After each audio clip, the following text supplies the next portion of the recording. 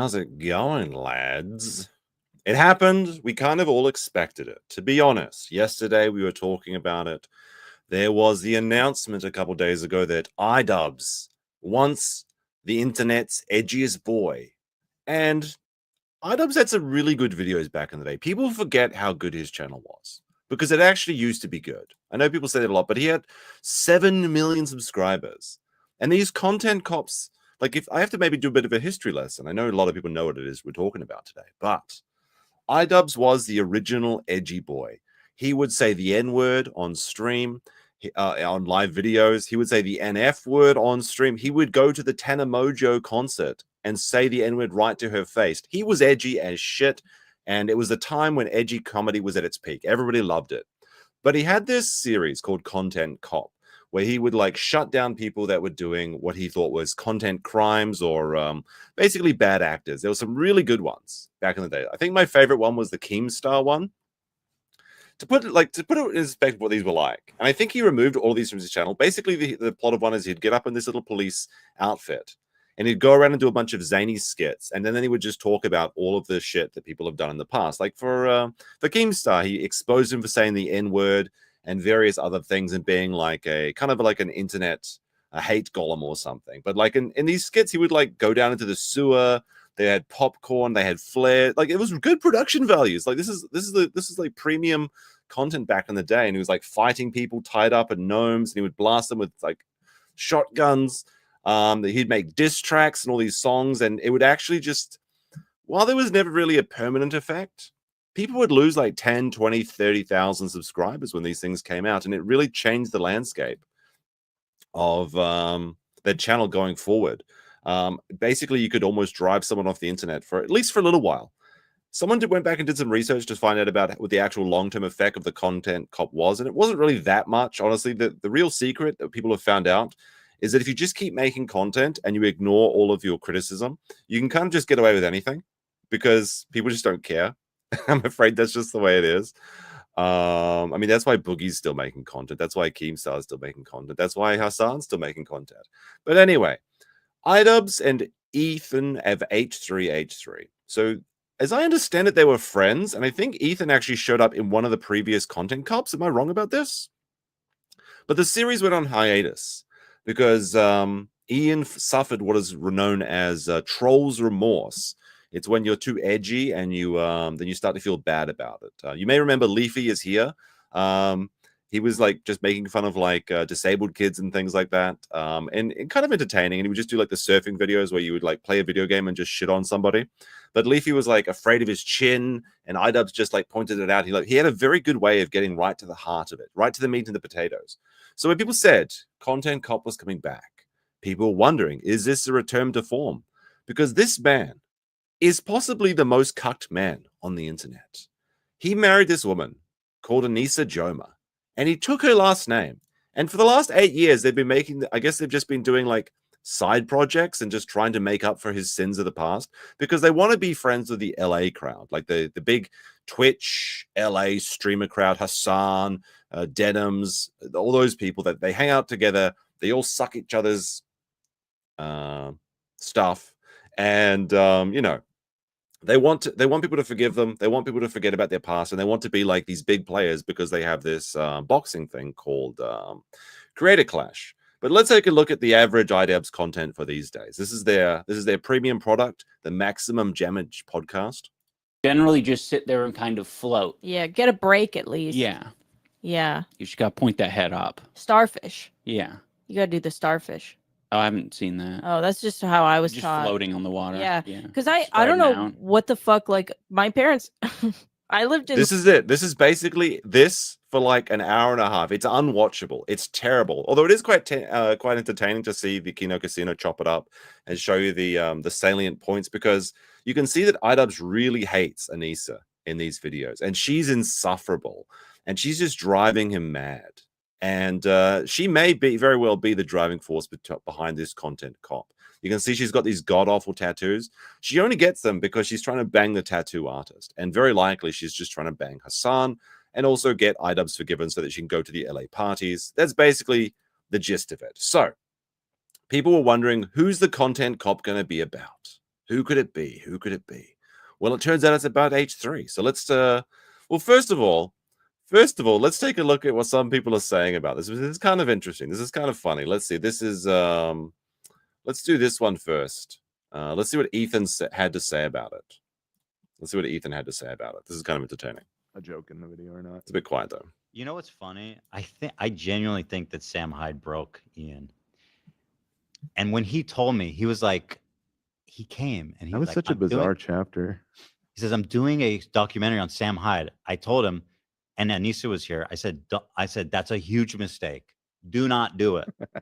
You guys, I don't know who, I said, do not do it. Like, trust me. Because Sam's the type of guy who's going to get the best of you, really, no matter what. And that's absolutely true. Sam Hyde set up this entire operation to just screw with Idubbbz. And it was so funny. And you can go over there and I check out Sam's video. They just had a wall of all the ways that they were going to fuck with Ian when they came down, because he tried to do this like pivot into like serious documentarian or something about like internet lolcows, or just I think he did like one on Airsoft Fatty, like he tried to do one on Sam and some other people as well. But it was really, really funny at the time. Like for one thing, they hired this woman to pretend to be Sam's girlfriend. But then her role was she's trying to pretend that she was a crack addict, or maybe she was, I don't know. And they would just kind of like harass her throughout the thing and make Ethan really uncomfortable. And everyone was paid, everyone knew what was going on. It was really funny.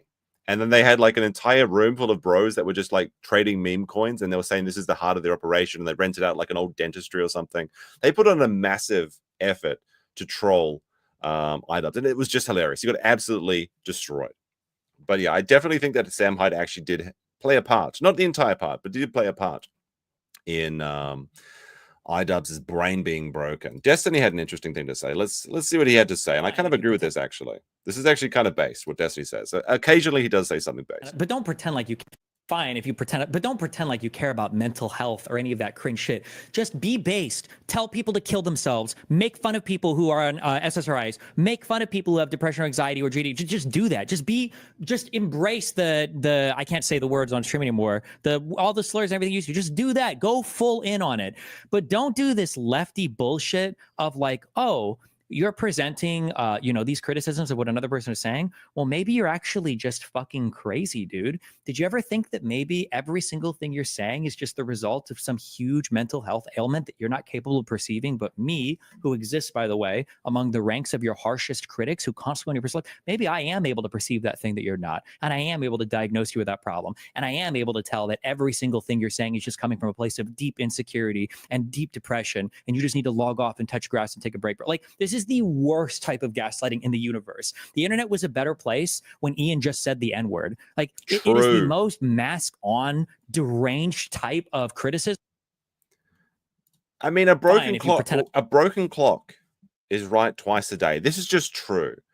When Ian was edgy, when Ian was just saying all the wildest shit and pushing the boundary, that's when it was entertaining. That's when the internet was good. That's when we had fun.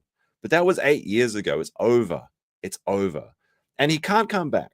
These people will never forgive him for this. That's why I'm calling this his humiliation ritual, because they're never going to let him come back. And like, you might be asking, why do I have this picture of him crying? He literally cries in the content cop. He released himself. He chose. Sorry, that's the good one. At the end of this video, he literally records himself crying.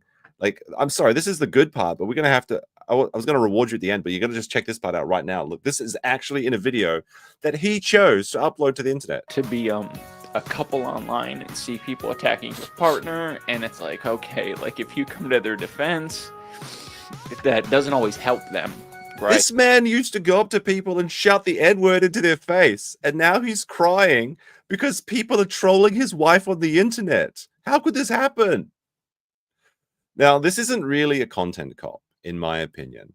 It's the beginning 2 minutes is a content cop, but because it's got that old-fashioned style, and he can't, like, it's pretty cringe, but it is the old style.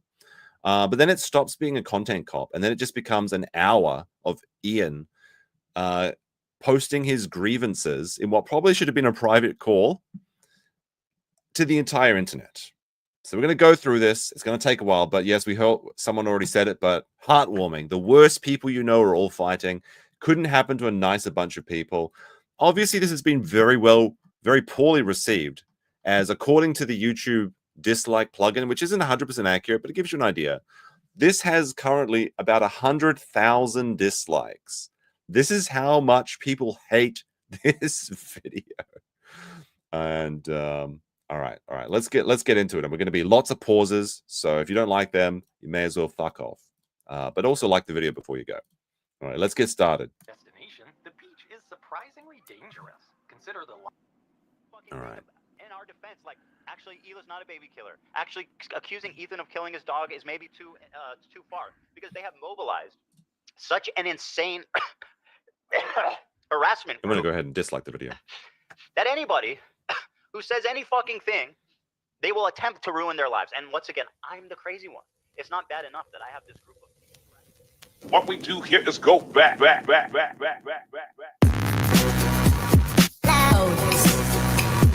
All right, so first of all, my first piece of criticism.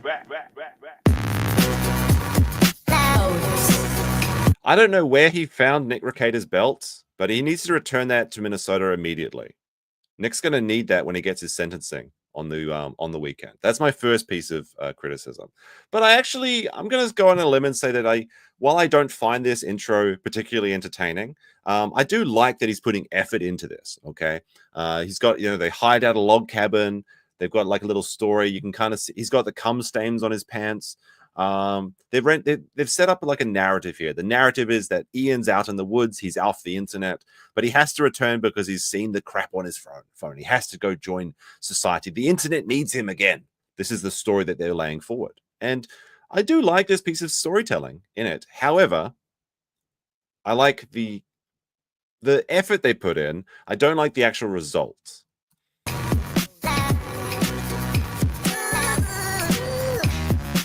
This is what a content cop was like, though, back in the day. This is very content cop.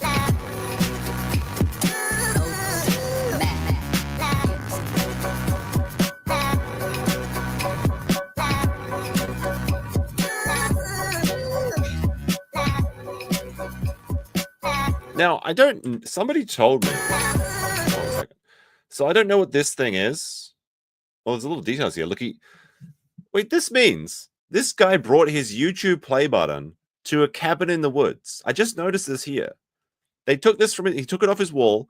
They rented this Airbnb cabin out in the woods in California, I suppose. And they brought their YouTube play button to kind of set the scene to show that this was actually like where he's been hiding all this time. Yeah, someone pointed it out, but there's apparently this like pink weird doll thing is like a Teddy Fresh doll, which is Ethan and Ila's clothing company. It's like I don't like their clothing. I think it's pretty cringe. But they used to be friends. They've been to their house, and this is one of the big concerns that people have, is that as much as you may dislike H3H3 at this point in time, even though he used to be, fairly okay, he has been getting a lot of maybe undeserved hate, we can call it. Like, people are literally calling CPS on him, making lies, trying to get his children taken away. And regardless if you hate his content or not, he hasn't done anything that would justify that action occurring. But the people in this video have literally tried to get Ethan's kids taken away from him. And all that Ethan wanted from Idubbbz was to say, hey, you've been to my house. Can you tell the people of the internet there's no cat shit on my floor because they're going to take my kids away? And the people in this, like, you're going to see them in just a second. They literally called the CPS on. Like, these are the actual actors. These are the people that Ian wants to be friends with. But yeah, this doll is allegedly made, well, I believe it's made by Teddy Fresh. So it's just a big FU to somebody who they used to actually be friends with. This is the year of the snake. This is probably the biggest snaking thing that I've seen the entire year.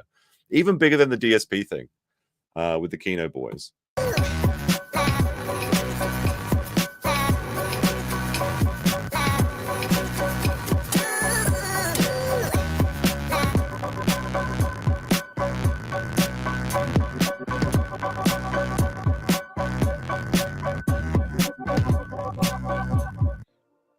All right. So this is where they go into their little this is their big shocking reveal. This is the second most shocking part of the entire video. Let's take a look. See, we're in Hasan's apartment. What's up, everybody? I'm Hasan Piker, and this is the Hasan broadcast coming to you live from a cloudy day here in California, Los Angeles. We're live and alive, and I hope all the boys, girls, and MBs are having a fantastic one because today's a beautiful day. I have a very important announcement. I've finally done it. I watched Ethan Klein's Content Nuke, and I'm not going to call it Context Puke as I normally do because the reality of the matter is it was brilliant. Nothing was out of context. Everything was correct. I am an Islamist, fundamentalist, radical terrorist. I am a vicious anti-Semite. It's true. Most importantly, Ethan is more attractive than me, both physically and also mentally. I've been lying about everything, including my glasses. They're fake. He was right about that. That's not... I mean, these are fake glasses. These are perfectly clear. You can see through them. He just wears these to look smarter, like unironically. Not even in the Content Nuke. And he was right about that too. How did he know everything? How? Wake up, Ethan. Wait, it's a dream. It's all a dream. Now, the context of this, obviously, is that Ethan put out a video on Hasan, who is basically Twitch's golden boy. They literally had the entire staff singing him happy birthday. Dan Clancy's in love with this man. He can do no wrong. Even calling for the death of politicians. He got an only less than 24-hour ban. He can get away with it, whatever he wants. He runs the show. It's his company at this point. That's the state of the affairs. Now, Hasan is very angry at two people, Destiny, because Destiny made him, and Asmongold, because Asmongold gets more viewers than him, which Hasan thinks he's not allowed to do because he doesn't have any, political acumen or whatever.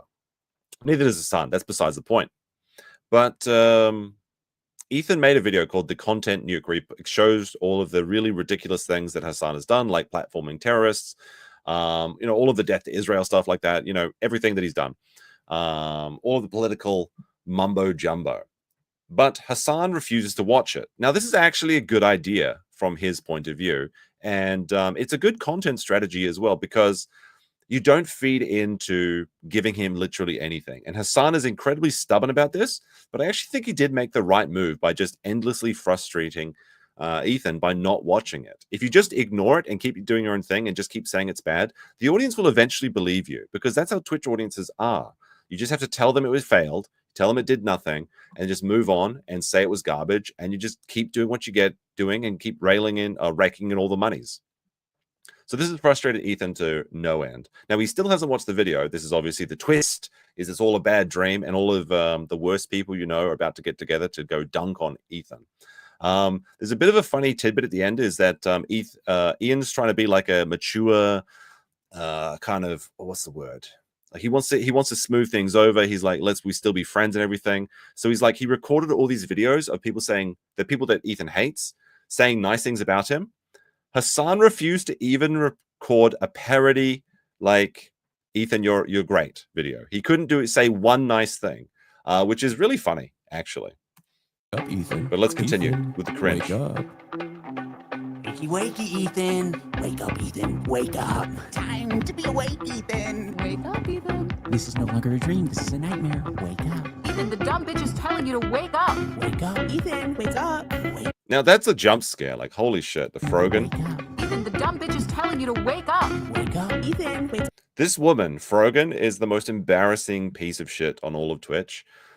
She was made like Rising Star runner-up one year, and then Rising Star the second year in a row, and she can't get over 100 viewers live. It's really, really crazy. But she's actually just looks scary as shit. Like, there's something about that face. It's just like really scary. She's the most potentially unappealing person that is existing out there, and for some reason they want to keep pushing her. I don't know why. Maybe she's just a useful body block, or we need to have inevitable meat bag available when the food shortages happen, when they implement the socialist revolution. Nobody knows. Nobody knows. She looks like Pot of Greed. She does look like Pot of Greed. That's a very good reference. Sip Iron Bob with a 2 says, why does Hasan look like a knockoff Legal Eagle? I don't know. Does he? I don't know if he does. He's blaming the Japanese for his hairline now. He said that he went to Japan, and in Japan they use the the trimming, the hair cutters. It's like it thins out your hair. It doesn't do anything. It doesn't cut the hair. It just thins it out. It's like it's got like all the teeth and everything. He says that after he went to Japan, his hair has lost all its volume. It's probably from all the stress, and that he's no longer able to get enough finasteride or whatever it's called to keep his hairline going for as long as he can. Wake up, Ethan. Ethan, wake up. I have no idea who this guy is. If someone in the chat knows who this guy, I guess it's just a guy that doesn't like Ethan. Wake up. Since anyone? Just wake up. Wake up. Wake up. Wake up. Wake up, Ethan. I'm not gonna do a react content yet, chat. I'm missing. This is. They thought this was a good idea. Wake up, Ethan. I'm not gonna do In the year of our Lord, 2025, they thought it would be the epic own to Ethan to all be inside Hasan's multi-million-dollar mansion in LA, doing the L Fortnite dance with all of his enemies. Black guy that doesn't like Ethan, whose name I don't know. Denims, who herself is a piece of trash. Like, holy shit. I think there's an entire EFAP about how much of a piece of trash she is. The full 8 hours with all the boys. They've got Frogan, of course, in the background, who is kind of irrelevant, but it's just been kind of like a centerpiece in these like Twitch sort of spaces. It's very funny she can't lift her legs to do the dance. Everyone else can. She needs to work out. But of course, you've got Hasan in the bed. He's the ringleader. And unfortunately, this is what Idubbbz has been reduced to. Idubbbz used to be a man that was unafraid to take down the giants of YouTube. Keemstar, not Idubbbz, I'm sorry. Keemstar, Jake Paul, Rice Gum, all of these giant players, and they were scared of him. Ethan said, I believe it was Ethan that recorded this, that there was like people inside Keemstar's bunker, because Keemstar had like the YouTuber bunker. And when the content cop on Keemstar dropped, they were all sitting around reviewing it, like, how are we going to spin this? And he's just sitting there in his big chair like he's Darth Vader or something, is I think how they described him, like saying, like, he can't get away with this. He can't get away with this. And I think even Keemstar has come out in defense of H3 in this situation, saying that they did him fucking dirty. But they thought this was the epic own. And they didn't even have a real chat. So Idubbbz went back and actually animated this fake chat. It's the wrong font. It's the wrong. Just get the overlay from one of his actual streams. Arab tuber, time to wake up, Ethan. Wake three, wake up, Ethan. Ethan, wake up, Mad Maggot 55 says. Oh my goodness. Yes, it's true. Ethan took his wife's last name. Very embarrassing. a react content yet, chat. I'm missing. Nobody's told me to wake up. Yummy, I love Sabrambas. Ethan. What the fuck was he thinking? Yummy, I love Sabrambas. He actually... Is he just like the throat goat? What the fuck? That's actually Hasan's microphone. He must have thrown that out because he loves capitalism and materialism. What was going through his mind? Sticker? We don't do stickers on this show. You can drop 5 subs though if you want, though. That'd be fun. Holy shit! He's been reduced. He's been reduced to just an orbiter. He's just inside Hasan's orbit now, and this is not gonna. They're not gonna accept him to the parties. They've used him successfully to get another swing at Ethan at H3H3, and then he's going to be discarded. Why? Because he said the NF, and he's never going to be forgiven for that. Are they going to come to create a clash now? Are they going to fight on his ticket? Is Hasan going to be the handlighter? I don't think so. They're not going to do him any favors. Kitty says, make it stop. Exactly.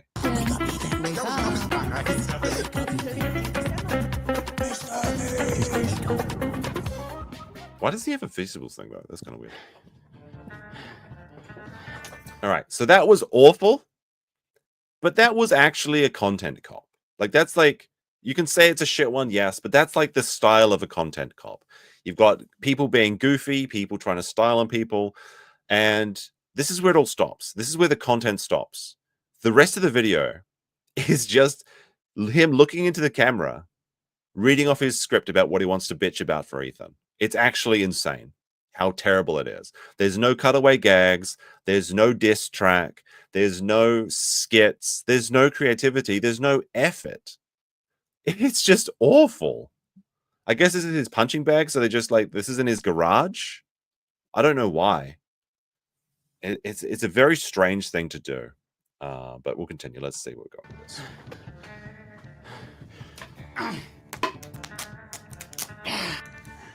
All right. I didn't plan on making a content cop on H3. It sounds very stupid even saying that. H3 Yes. content cop. Idubbbz. Ethan. Yes, it's very stupid. Nobody thought this was a good idea. Although I think everyone predicted it was going to be H3, but H3 was really blindsided by this. He was like, well, I guess maybe it's on Kick or something.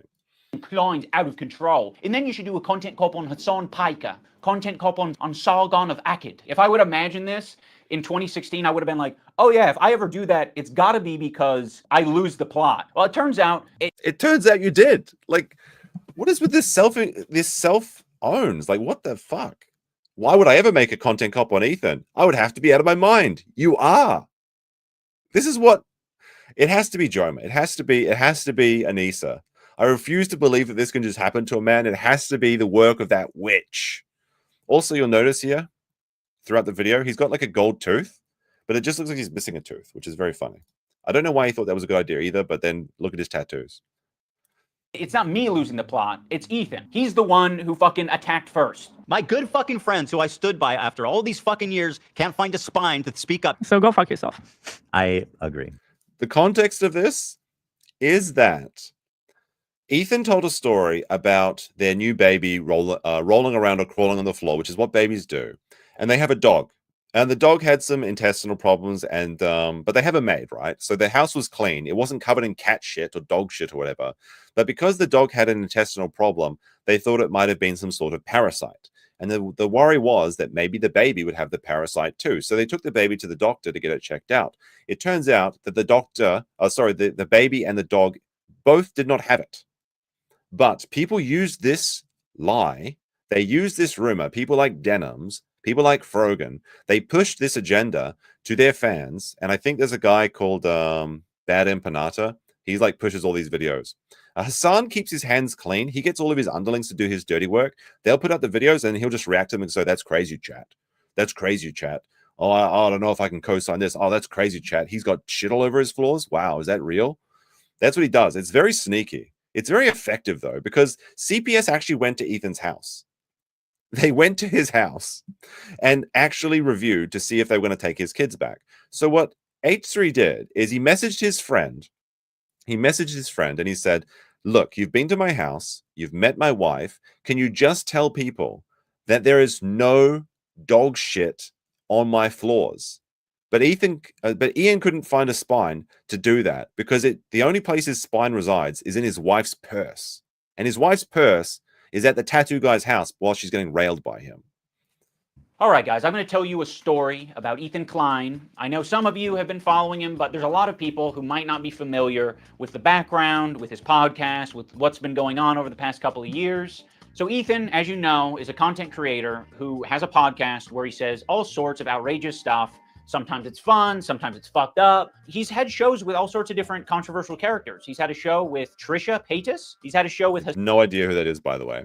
Hasan Piker. In doing so, he's gathered a ton of different audiences. Now, in his podcast with Hasan, Leftovers, they would mostly talk about surface level progressive shit and make fun of right-wingers. And you're telling Yeah, because their analysis is always surface level. That's as deep as it goes. There's nothing more to be there. But Hasan is captured for whatever reason, and for I don't know how he did it, but for some reason he's captured the eye of the young liberal progressive groups that are very, very pro-Palestine. And I'm not a fan of Palestine or Israel, but the amount of shit that H3 is getting, and I don't even like Ethan. I don't like H3 anymore. You know, back in the day, maybe like Vape Nation, I maybe had a bit of a giggle. I'm not into vaping, but well, I mean, I vaped once, but you know. But you know what I mean? You know, everyone kind of got into it. It was the zeitgeist of the time. The amount of shit that they're giving Ethan and the amount of like garbage that is in this video is making the impossible happen. I'm starting to like Israel more. Think about that. That's what's happening to me.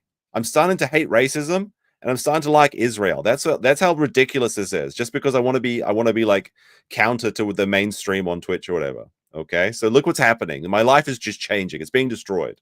Tell me he didn't flick their dick once at least. Oh, that's 100 shavers. You trans women. I say, oh no. And it was mostly that until they actually. I know it's crazy talk. That's what's happening. A very serious topic. I would say that Hasan was very well equipped to talk about that topic. Palestinian people living. No, he's not. He does not have any more faculties that allow him to talk about it than Ethan would. They both have very surface level, very recent takes. Hasan thinks he can talk about it because he thinks he's the best, since he was definitely not a Nepo baby from his billionaire father. Holy shit. He actually tried to say that he remembered what it was like being poor when his family sent him to America to go to Miami University. Unbelievable. In the West Bank are subject to these horrific conditions, horrific living conditions by the state of Israel, America's greatest ally and the only democracy in the Middle East, if you ask Republicans and even liberals. Well, the fancy incentive was so kick-ass. Israeli settlers are trying to evict Palestinian families in occupied East Jerusalem. The United Nations says that may be a war crime. It literally is. It's just eating the toppings. And the pizza looked like a burn victim. It was all disgusting. I don't know if you can make that joke in 2021. Why? It's insensitive to burn victims. I think it's a good analogy. It's a powerful image. Ethan was. I guess like Ian thinks that this is like a really like a gotcha, that he can find clips of H3 saying silly things while Hasan was saying political things. I guarantee you, if you go back to that time frame, you can find clips of Ethan saying the same things, but you can clip anything out of context. And I guess he included that pizza joke there because he thought it was really damning, because you can't make fun of burn victims, even though Ian's entire career is founded on the concept of being edgy and saying things that, you know, maybe make people uncomfortable. Not prepared for this. Ethan, the whole time, is more of the goof guy, and that's fine. You know, we don't expect Ethan to be an expert on the topic. Ethan was obviously caught in this tricky situation where he is extremely sympathetic to the Israeli cause and what's happening to them. His wife's Israeli. She served in the IDF. He obviously likes the state of Israel. On the other hand, he's just got done capturing a massive progressive audience who are very politically savvy. They follow Hasan. They're not. Hasan's audience is not politically savvy, okay? I don't know why people think this. Like, well, they watch Hasan all day. That must mean that must mean that they know a lot about politics. No, they just want to sit, look at their mimbo, and say true all day. That's all they want to do. Hasan is strictly a political streamer, so this is something that... It's not true. He's not strictly a political streamer. Although he is primarily a political streamer. He just took about $100,000 or something to play Assassin's Creed Shadows. So he does a bit of gaming. He does a bit of shilling. They're very keyed into. So when they see Ethan say things that are just like not accurate and it's just propaganda, they're going to call it out. From the river to the sea essentially means the state of Israel is going bye-bye. So this massive progression... Is that a crazy statement to say? I'm not going to pretend that I am focusing a lot on politics or anything, especially now that the 4chan's poll board has gone down and who knows what's come back. But am I wrong in saying that from the river to the sea means that they're going to remove every Israeli from the river to the sea?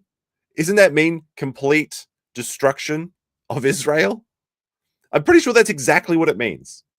I'm pretty sure that's exactly what it means, right? Was it like the River Jordan? I don't know. To the Red Sea, I think that's what it is, right? I literally saw a Twitch stream earlier today when I was preparing, where there was a pro-Palestine protest, and they were saying, you know, Palestine free from the river to the sea. That means they're just getting rid of all of them, okay? They're just getting rid of all of them.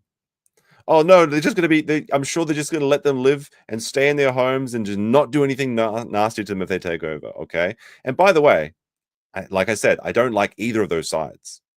I think Asmongold was right when he said that we should just wait and see which one of them blows the other one up, and then we just, I guess, live with the remaining one. That's probably the best option. They've been fighting over that same piece of sand for the last 2,000 years. We may as well just let them fight and see what happens. Okay, I don't care. Progressive audience that Ethan has, you know, adopted over the years, they're becoming increasingly critical of his position because now he's talking about it not on Leftovers. He's now talking about it on his podcast. What I want to do is show you guys how I see Israel, because you don't see that when you listen to Hasan and you hear all these fucking mega lefties talking about it like it's some super racist, like crazy, you know, like Jim Crow style of society. Like I can't wait to show you guys. The other day, Bibi fired a really good guy that a lot of people are pissed about. So Ethan is having this back and forth with his liberal audience, leftist people online, progressive content creators, Hasan, all of these different people. He's finding new people every day, basically, to get in fights with. Of all people, this guy, Matt Lieb, Frogan and Denims and all these dipshits. And everybody thinks this guy's awesome, apparently. Even though he looks like Millhouse, fucking dork. Denims, by the way. Millhouse doesn't have a beard. I have to disagree with Ethan there. Was the real villain of the video. Evil, hateful fucking... And I'll say it and I'll double down on it. And people, oh, no, not go there. And it's all culminated, at least for my story, in Ethan burning bridges with people until he burned the bridge with me. Since Ethan and Hasan's falling out, I've been keeping to myself mostly. I don't have many nice things to say. Maybe if Ethan's able to get some help, maybe if he stops harassing other creators, maybe if he does these things, eventually he'll find peace and we can like rekindle our friendship. So that's never going to happen. That's never gonna happen. Like, holy shit, Ethan is burning bridges. You went to their house. I think their wives DM'd together, or he DM'd Hila, or it's Hila, right? They were friends, and all he said. Well, actually, that's not necessarily true. We don't know what happened in the DMs. Idubbbz refuses to share them, and I think he should have, because I think there's something in it that makes him not look so good, but we don't know. But at least from what Ethan said, all he wanted was, just say the house isn't covered in shit because CPS is coming for my children. Aren't you my friend? Can you not stand with me in this time? But no, he couldn't, because you're not allowed to be friends with Ethan. Because then you can't go to the Twitch parties in LA, and then they won't go to your boxing event. Anyone that's paying money to Idubbbz for Creator Clash 3 is an idiot. If you want to give money to charity, give money to charity. He's already proven that he cannot run a successful event twice. Why would you give him any money? He spent all of the money on hotel rooms and literal cope sessions, because after you fight someone, you're going to feel sad. So they had to keep them, they had the extra days at the hotel so they could recover and have a Twitch after party at the boxing event. He literally did that. They just created. Okay. That's been my approach. I've occasionally thrown a joke Ethan's way in the form of Hasan Piker versus Ethan Klein for boxing. I like Idubbbz. He's a good guy, but I don't like this stupid. It's not a fucking petty beef. It's like this guy is evil and he's doing anti-Semitism, and also he's way out of my weight class. He didn't like. This is not necessarily a joke. I think that Ian absolutely wanted to see that match happen because he's so desperate for relevance. Look at him. He's thin. He's hungry. Relevance. And he needs like a good headliner, because he refuses to put any match that people want to see. There's never going to be Hasan versus Sam Piker, because Sam Piker's a naughty boy. No, sorry, Sam Piker? Sam Hyde. Sorry. I must be doing my my internal head canon or something. There's never going to be the Froggy Fresh. They got rid of him because of association. That's another thing, is the guilt by association is rich in this video, but they literally screwed over Froggy Fresh because he dared to talk to Sam Hyde. So obviously he does believe in guilt by association. Ike with a 5 says, Anissa is like my ex-wife, but with tattoos. My advice to Ian, run, don't look back. He's too down. He's in too deep. He's literally crying that he can't defend Milady online. That's the bonus, the cherry on the top of this video. He actually recorded himself in a video that's known for taking down people, showing their dirtiest laundry and ruining their careers. He posts a video in which he cries at the end. Whose idea was that? It's actually fucking wild when they get to this part. That, but fucking sometimes you gotta just throw something out there. I used to work with this video editor named Froggy Tonic. I discovered him because he was in the circles online that I was in. And now, Froggy Tonic is obviously not Froggy Fresh, just by the way. They just have Frog in the name. Everybody loves the frogs. If you join as a member, you get access to these Pepe frogs and things people like. I mean, I like Pepe too, but you know, they are rare Pepes. One of those circles is an H3 fan. He watched Ethan's content. He liked Ethan's content until he didn't like Ethan's content. There would be an occasional Froggy tweet where I'd be like, I agree with that, you know? All right, what did he agree with? Ethan Klein, do you really think putting yourself, your crew, and your audience in a semantic competition over a petty year-old I'm right, you're wrong obsession? You cannot get over this? Is this the right strategy? Stop tormenting yourself. Listen to Hasan. Okay. Like, I'm not going to endorse it. I'm not going to retweet it or like it, but fair enough. I guess I just missed, my old friend. Some wings are too bird feathered colored. Now that brings us to February 28th of this year. Now, my former editor of a year and a half ago did say some truly mean shit. He called Hila the C word. He said they're trying to kill their dog with cheddar cheese and a bunch of other shit, I'm sure. Ethan, at some point, discovers that Idubbbz' former editor says this horrendous shit about him and Hila. But no one's asking the question, where does Ethan get this information from? You see, it would be very obviously a problem if Ethan was discovering this content by scrolling through Twitter looking for something to upset himself with. He has maybe set it up in such a way where his employees feel the need to send him this information, and that would be horrible. They should. Typically what happens, honestly, even as a small channel, like Ethan is a massive channel. Like he's like YouTube, ancient royalty, massive channel, even small things. People send you shit. Like they're just like, hey, did you see this? This person said that. Hey, I thought this might be interesting. This happens all the time. And sometimes a lot of the times it's stuff you already know about, but you're just like, hey, thank you very much. I might check that out later, sort of thing. That happens all the time. So it doesn't matter. I don't know what the point is here. Like, why are you bringing this up? It doesn't matter. It's not like I don't think he's paying people to search through your Twitter history, if that's what he's implying. Shouldn't be doing that. They should be sending you things that are entertaining for your show that don't fucking trigger the hell out of you. Why is there so much work being put into discovering this guy on Twitter who's barely getting any interactions, linking him to me and posting on the Reddit, when there's no work being put into who the fuck is the person on the Reddit who's posting this in the first place? Okay, so Froggy Tonic said something nasty about Ethan's wife, so Ethan's upset about it. Idubbbz got rid of Froggy Fresh because he was upset that Froggy Fresh was training with Sam Hyde, who said nasty things about his wife. So which way is it? Is it right to be upset about these things, or is it not right to be upset about these things? Because if you want to burn Ethan for this, you did the very same thing, except it had a real consequence when you screwed this guy out of his opportunity and out of the money that he put into doing this for your fight event.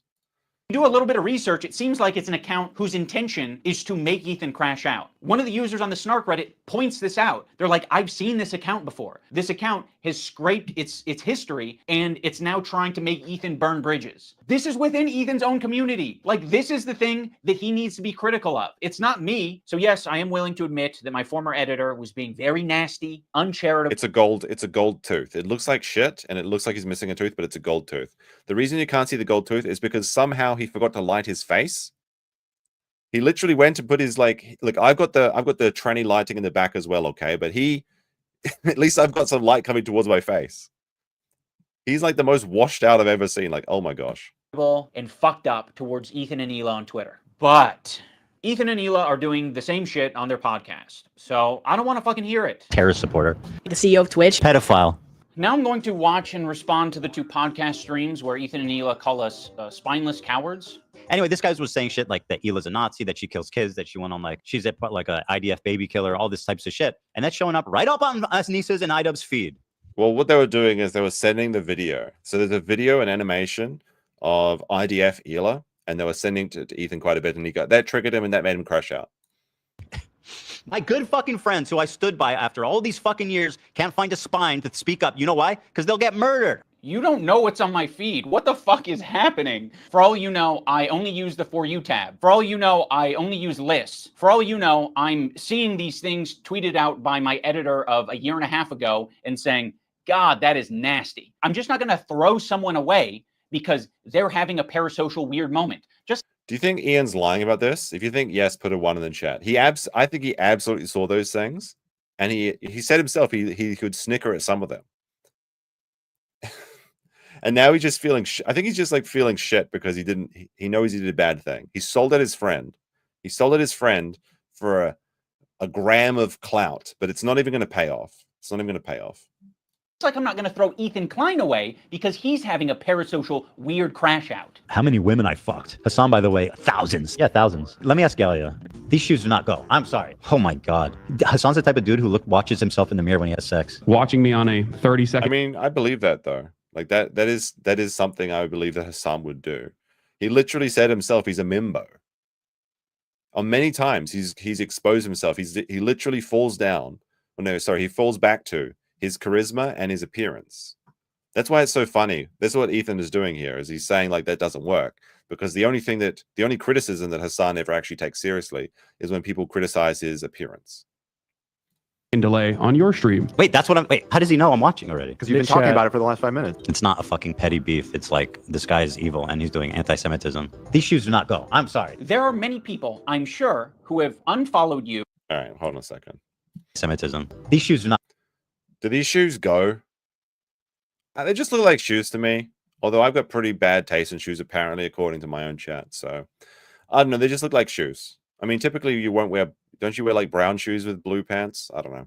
Not go. I'm sorry. There are many people, I'm sure, who have unfollowed you for the things that you've said and done. And I'm sure there are even more people who have stayed following you because they don't want to throw the baby out with the bathwater. They don't want to throw someone away because they've had some hard moments We're all fucking human. My good fucking friends who I stood by after all these fucking years can't find a spine to speak up. You know why? Because they'll get murdered. And what you're saying to me is that I'm a bad friend and I'm a piece of shit. I'm spineless. I'm cowardly because I am following someone on Twitter.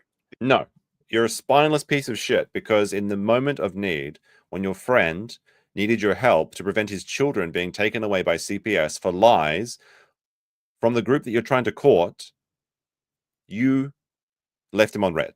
That's what makes you spineless. That's what makes you spineless. Not because you follow people on Twitter. It's because all you had to say was Ethan's house does not have shit on the floor. That's all you had to say. You couldn't even say that because you knew that then your wife wouldn't be able to fuck Hasan. Because they have mobilized such an insane harassment group. It's not bad enough that I have this group of people harassing me and everyone in my life. It's that people outside of this group, journalists, creators, are actively participating in this gaslighting to make it seem like I'm fucking crazy. I mean, I don't know what he's getting at here. Like, yeah. I mean, Ethan is a little bit crazy, but he's not wrong. I mean, he's not wrong that he literally has an entire sector, and the sector that has arguably the most power on Twitch coming after him. They had thousands of calls to CPS saying that he's abusing his children, that they're living in squalid conditions, that they're going to get parasites because of this this dog and this shit on the floor and everything.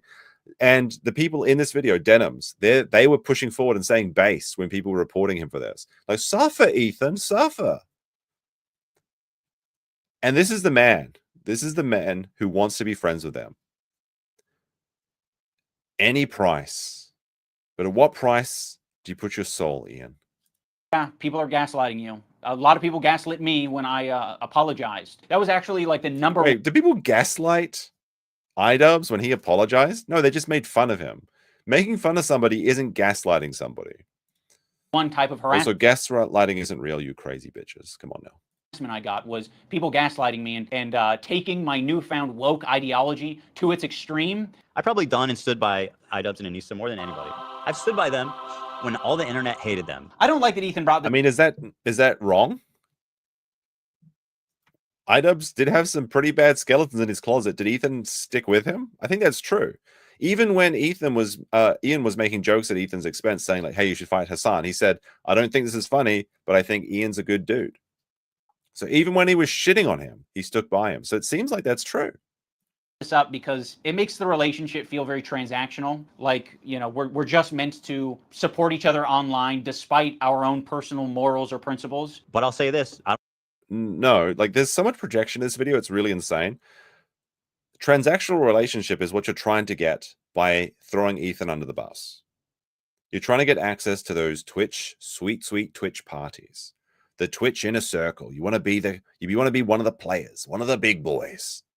No, standing up for your friends. It doesn't have to be a big thing. It just has to be, look, there's no shit on his floor. That's all it had to be.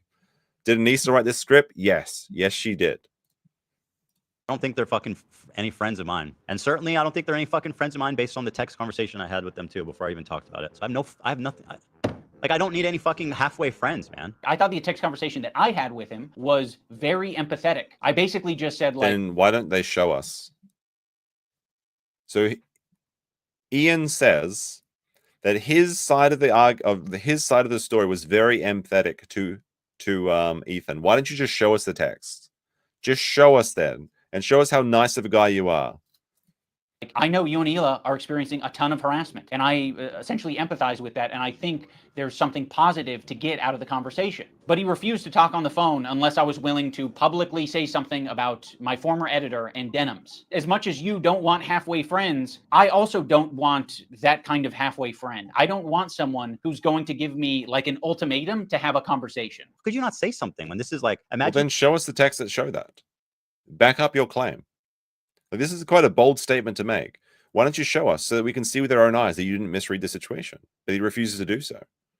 Like I mean, they're not friends anymore. So what's the harm? You guys is like, Hasan actually wants to go to Israel, go to Gaza so he can strangle Israeli babies or some shit like that. I'd be like, you imagine me not saying something. You're trying to make a one-to-one comparison where there isn't one. This guy that I follow on Twitter is not in the same relationship as you and one of your current employees who is streaming with you 3 days a week, 3 hours a day for the past 10 years. At one point during the stream, Ethan and Hila bring up Adam McIntyre. Now, Adam does basically the same thing as my former editor. I don't know who this person is, but let's have a look. So some guy called Owned posted saying Ethan Klein's wife, Hila Klein, wants YouTuber McIntyre to disappear. McIntyre says, such a crazy fucking woman. Oh my God. Then Not Too Much Imp to Simp says, if the RDF make a death threat against someone, it should be taken very seriously. Maybe there's something who can report this. And then he said, Hila Klein is a very dangerous and crooked woman. That's a very unhinged thing to post. If you're just talking about the IDF and then you're like, you know what? Let's just include Hila in this conversation. That is a bit weird.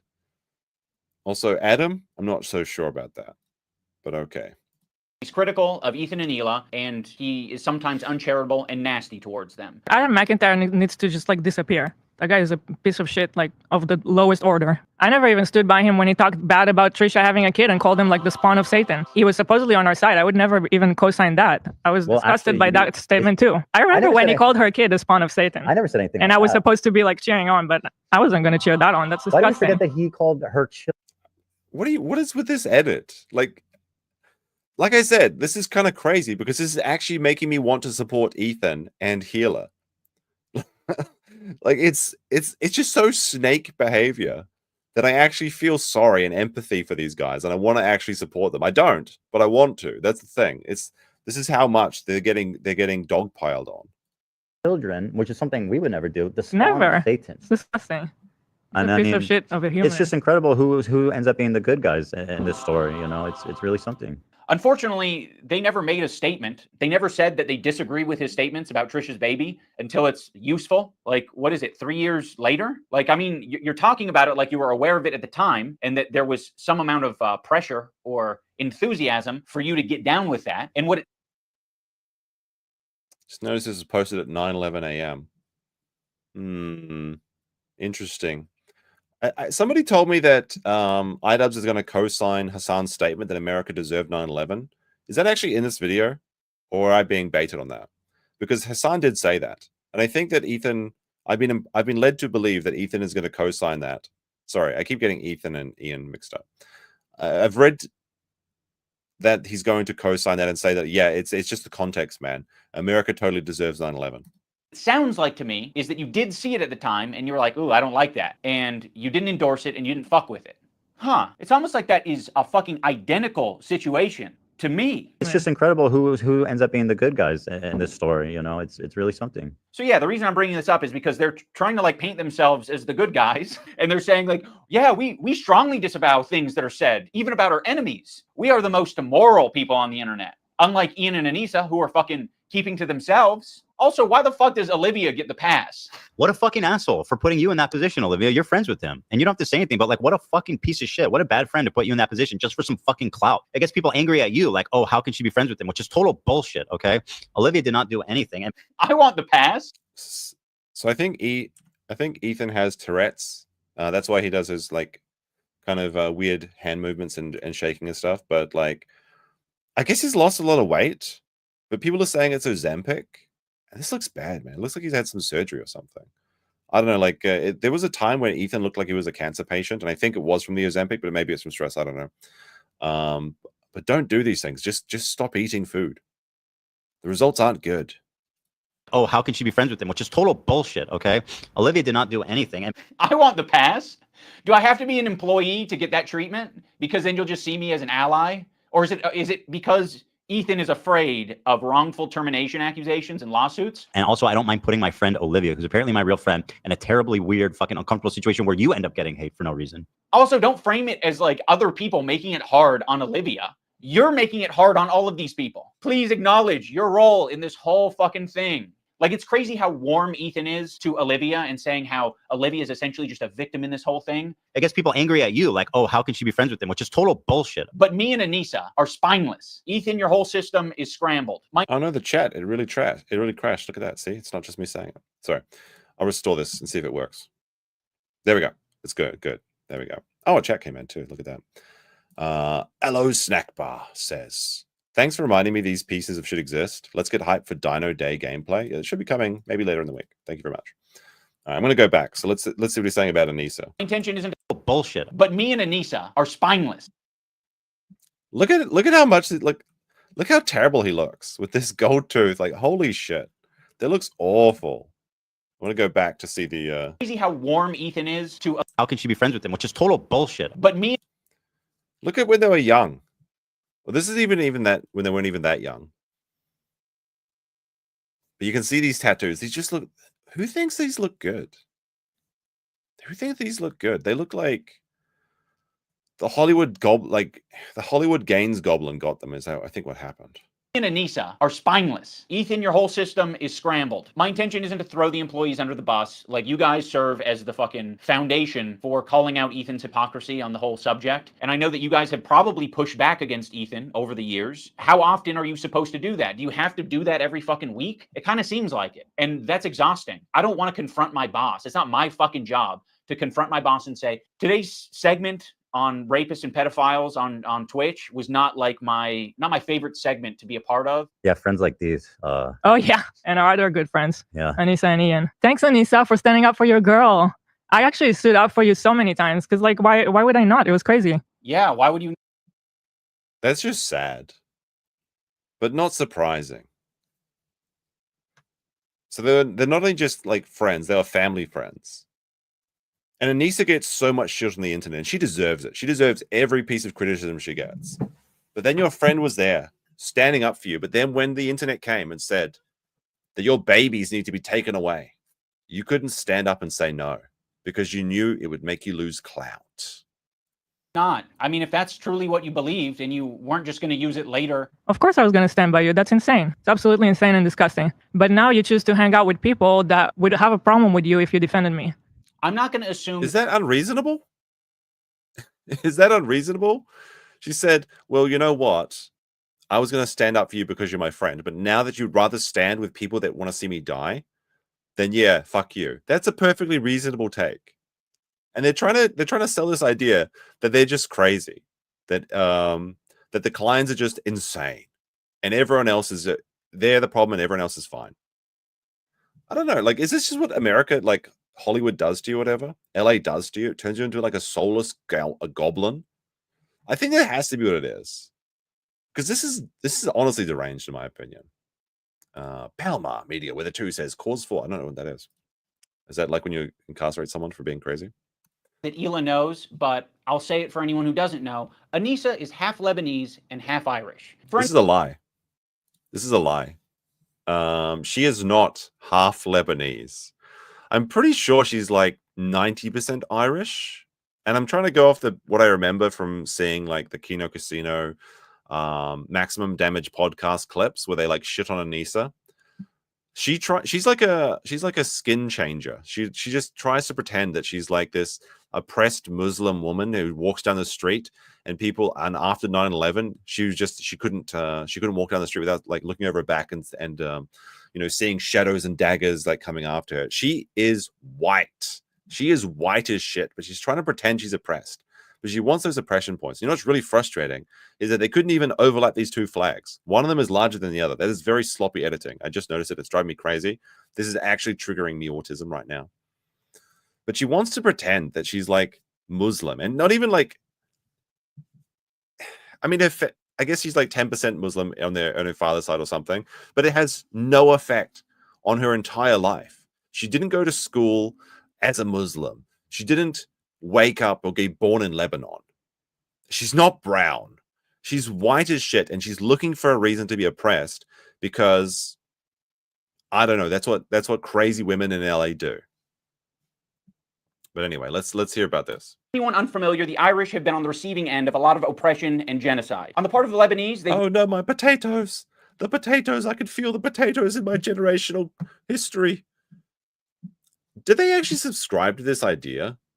Like generational trauma from the Irish? Like the Irish, don't get me wrong, the Irish went through some insane shit. In many ways, the Irish suffered worse than the slaves did in America, because you know, if you would buy a slave, and I know I might get some shit for saying this, but like if you buy a slave, you have an incentive to keep it in good working order because you've made an investment. And that's I'm not saying it's right. I'm just saying this is the reality. Indentured servants, you're incentivized to drive an indentured servant into the ground and get as much value out of them as possible, as quickly as possible, because they're going to go back after you're done with them. So the Irish, in many ways, had shit conditions, okay? But Anissa did not wake up on Monday morning when she was a 9-year-old and she went to put a potato in her bag and she said, "Oh, I could feel it in my bones. The generational trauma. I can't go to school today." That didn't happen. Received a lot of oppression and attacks from the IDF. So Anissa is very well familiar with the propaganda and the shit coming out of Israel. Choosing now, out of all the times, to be like, "Please defend me." No, we're not going to fucking defend you. Rudy was saying that Palestinians are taught at 2 years old to kill Americans. Do we have that one? mean, like just the other day, Bibi fired. I think I'm pretty sure that in that area of the world, and like I said, I'm not an expert. Not even a layman. But they've been fighting for thousands of years, and their families literally teach them to hate each other. I'm fairly certain that's the way it is over there, but on both sides, obviously. Good guy that a lot of people are pissed about. He looked mean. I thought he was mean just because he looked mean. No, it's not. So yes, you caught us. We're not going to run to your defense when, I don't know, we follow people. We be following. That's one fucked up thing that you can say about Anissa and I is when we're on Twitter, we do be following. So the problem is completely gaslighting in this situation, actually, like actual gaslighting. That's not the complaint at all, that they're following people. It's that you're not defending people, not defending your friends when they need you the most after they've defended you. It's a simple thing to remember. if you want to hang out with those people and have no spine and not stand up for another girl that stood up for you, enjoy your new friends. She's friends with people like Denims. I know. Yeah. Which I'll she's show. friends with Denims Denim. is actually participating in this whole Child Protective Service lie. Yeah. Which I'll And if show you're you guys friends with today. them, then you're seeing what they're saying. You'll notice that Ethan and Hila start talking about this Denims character. Originally, the complaint was about my former editor. He's been chatting shit about Ethan and Hila for the past year at least. They only care about it now because I guess it was spoon-fed to them via their Reddit that's clearly looking out for them. Now, I'm not going to sugar. She's in the video. Oh, I just follow her on Twitter. I don't know her or anything. I'm not associated with this person that's trying to destroy your life. This person that literally co-signed calling the CPS and encouraged it and may have done it herself, like live. I don't think she did it live, but she absolutely encouraged her fan base to do it. And she is just a shit person as well, by the way. Like I said, there's an 8-hour EFAP, I believe, maybe longer, on Denims herself. She was in this beginning of the video. She's obviously more than just a follow on Twitter. Code it where we are friends with Denims, but I would say it's the same level of friendship that we had with Ethan and Hila. It's like kind of an internet friendship. We think that she's a good person. If you go to someone's house, you're no longer internet friends. That's called friendship.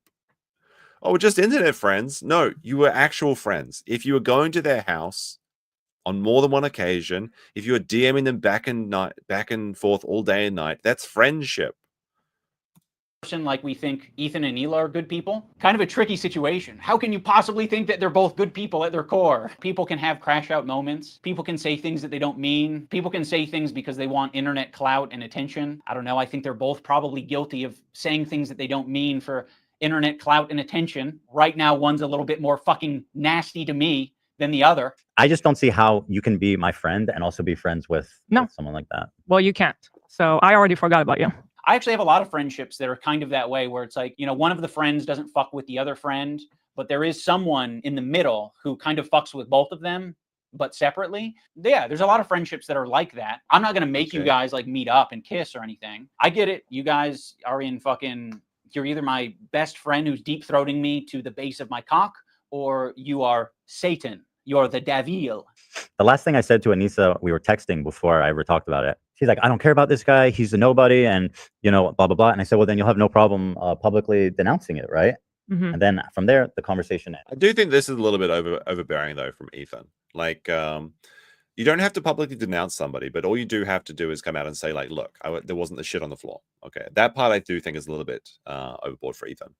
I don't think that he's an innocent player in this story. She never replied. Ethan, you can't even phrase it in a way that doesn't make you sound like you're being coercive and shitty. Well, then you should have no problem publicly denouncing it, right? Does that sound like a friend? It kind of sounds like something a powerful villain would say. But it was so funny. A powerful villain. This is really ironic because, like, the people that were in this video, Hasan, Denims, Frogan. These are the people that Idubbbz absolutely would have made a content cop about back in the day. Ethan is cringe.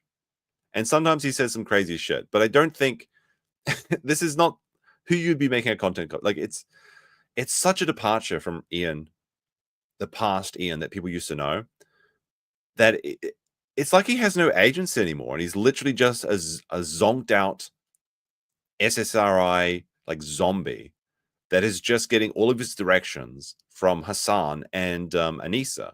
Also, Palma gifted 1 membership. Thank you very much. If you got a membership, be sure to say thank you there.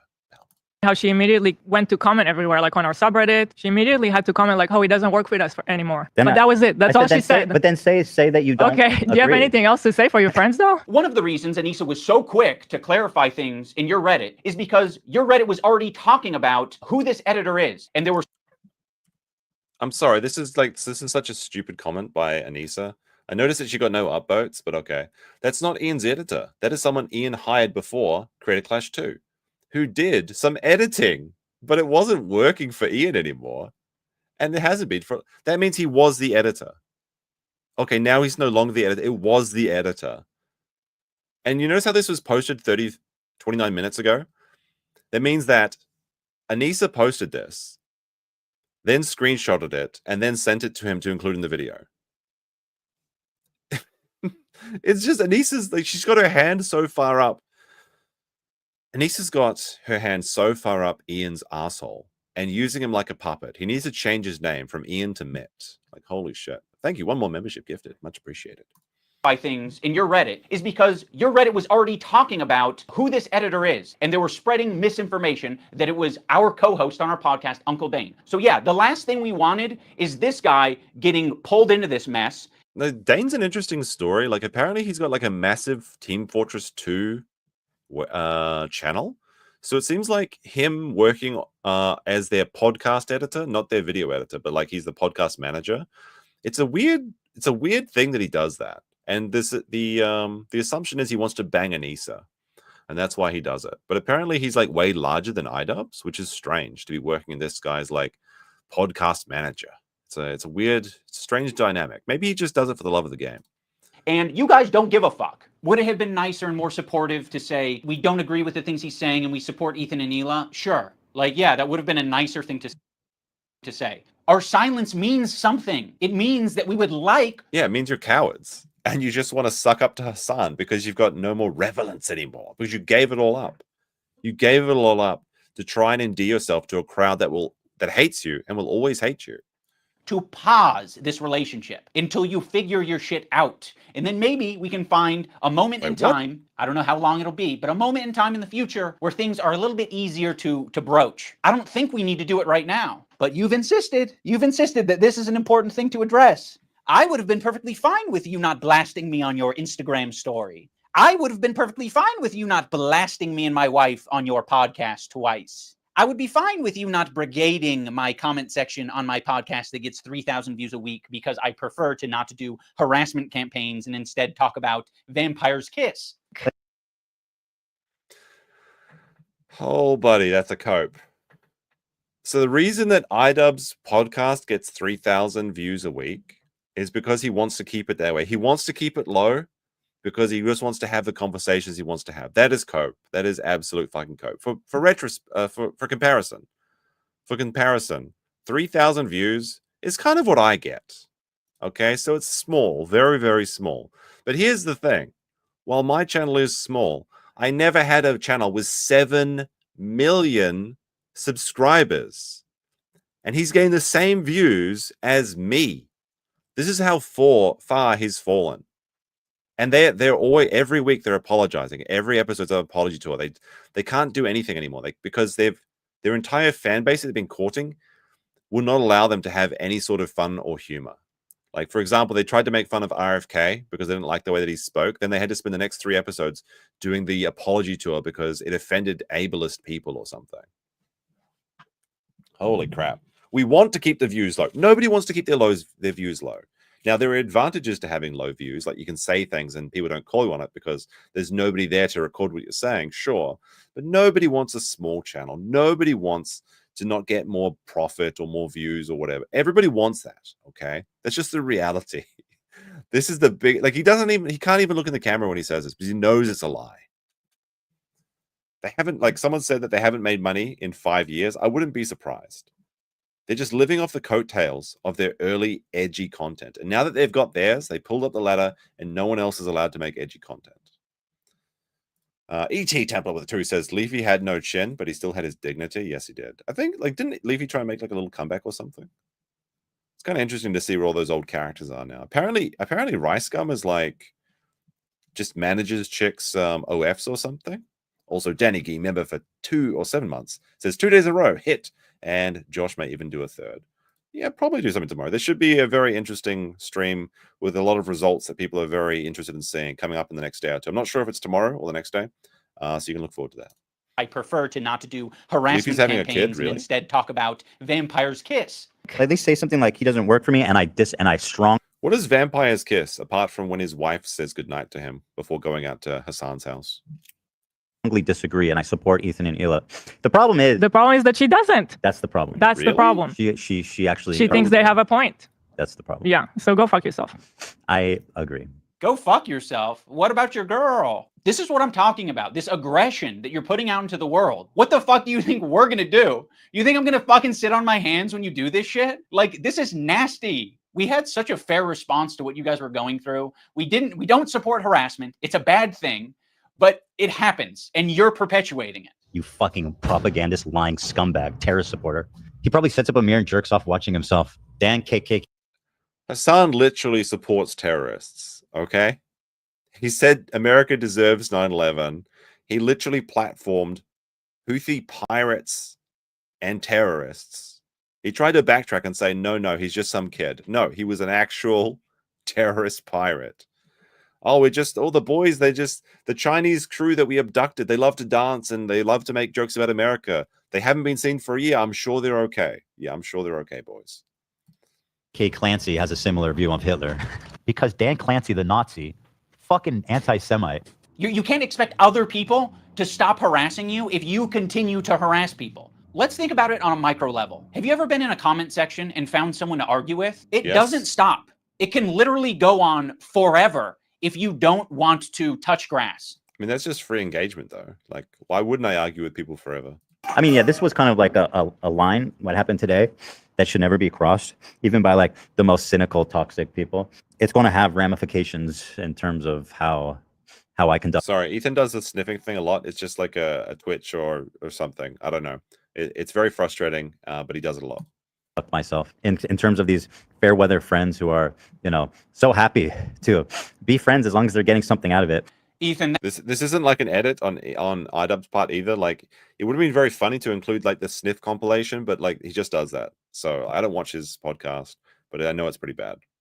that is a rich thing to say. Like, you're the H3 podcast, okay? There's a lot of friends of the show. There's even more fair weather friends of the show. Let's not. Yeah, like this guy right here, actual fair weather friend. He said that they wanted to pause their friendship until he figured it out.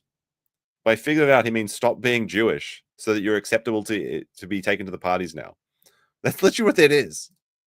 Let's not get into this shit, okay? That is so bizarre and insulting to suggest that I was only ever being friends with you to get something out of it. No, I'm friendly with you, and I'd say I'm a light friend because it's been pleasant hanging out with you. I've enjoyed your content over the years, and as of late, it's gotten really fucking shitty. Yeah. Does that sound like an internet friend, though? He said they were just internet friends.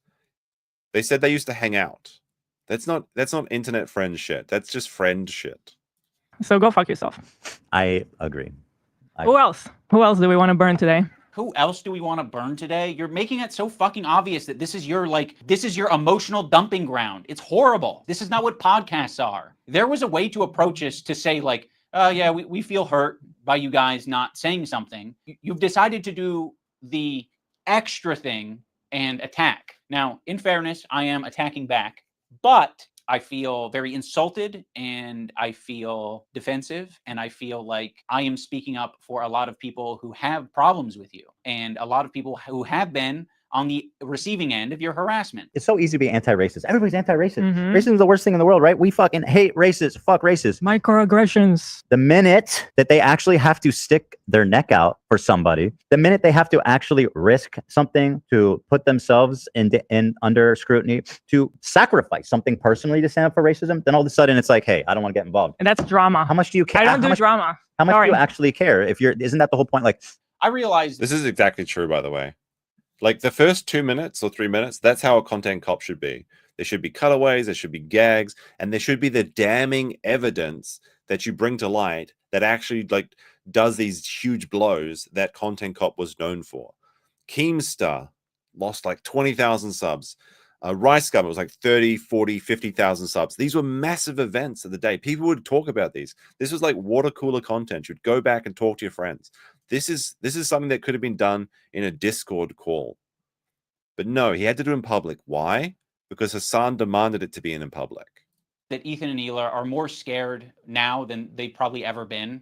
I feel like anti-Semitism is a thought in their heads now more than ever.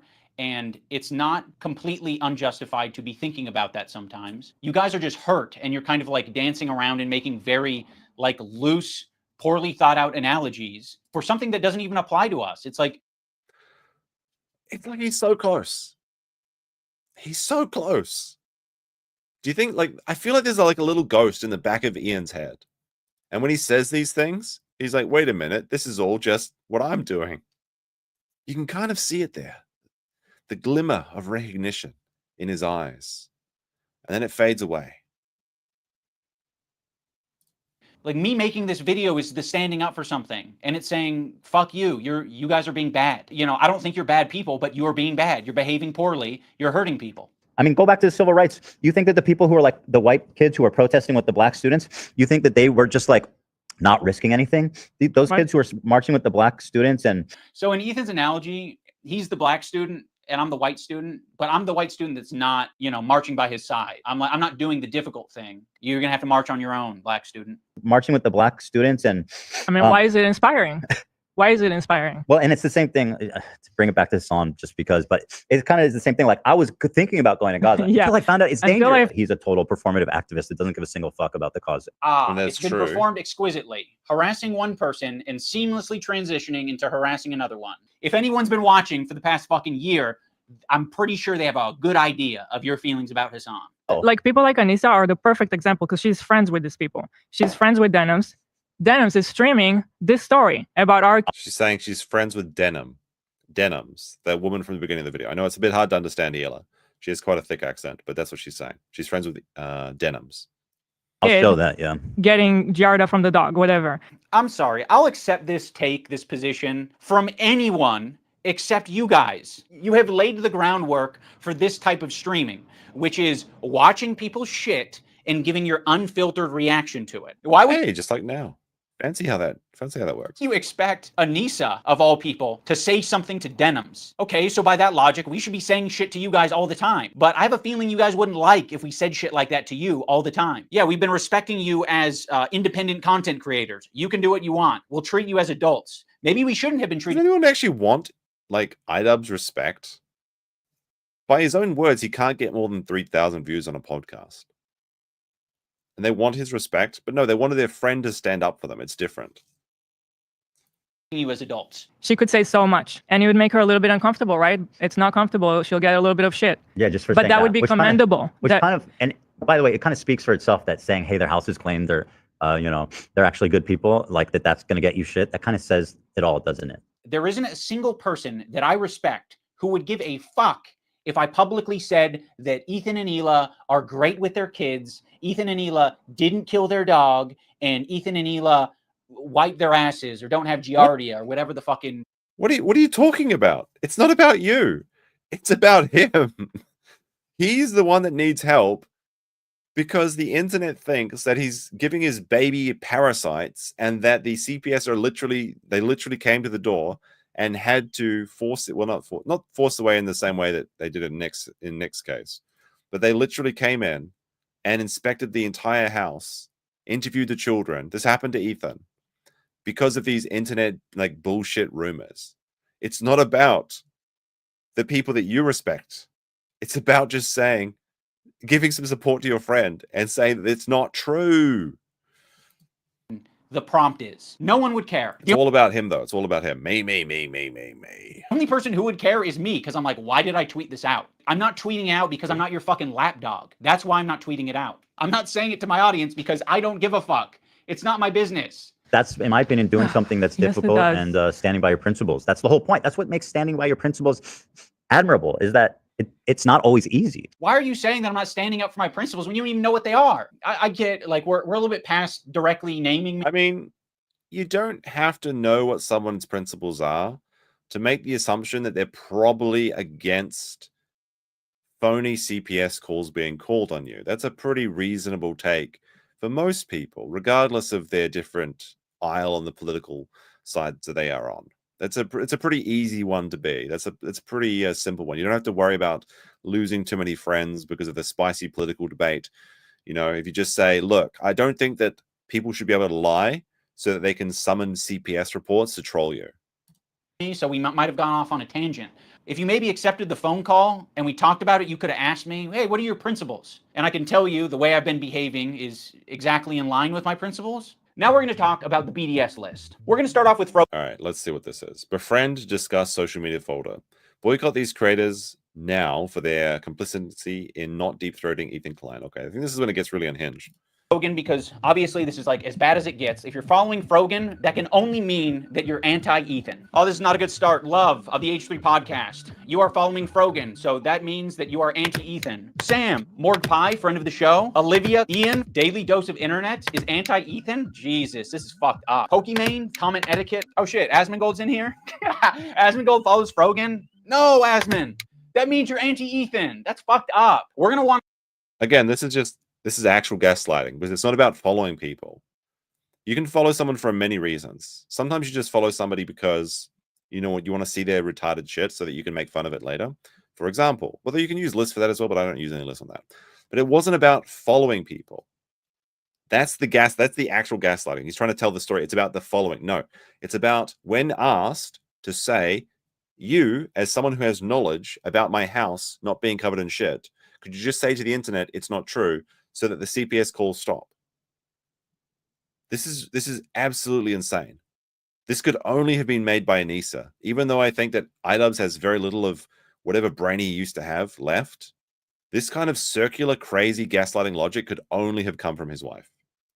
Avoid these creators at the top of the list, but one contentcop. tier That's what I below called them the stream, are the yeah. creators who associate with them. They're essentially endorsing all of their statements. You got me, you got Anissa, I think Hasan's in there. You'd think that Hasan would be.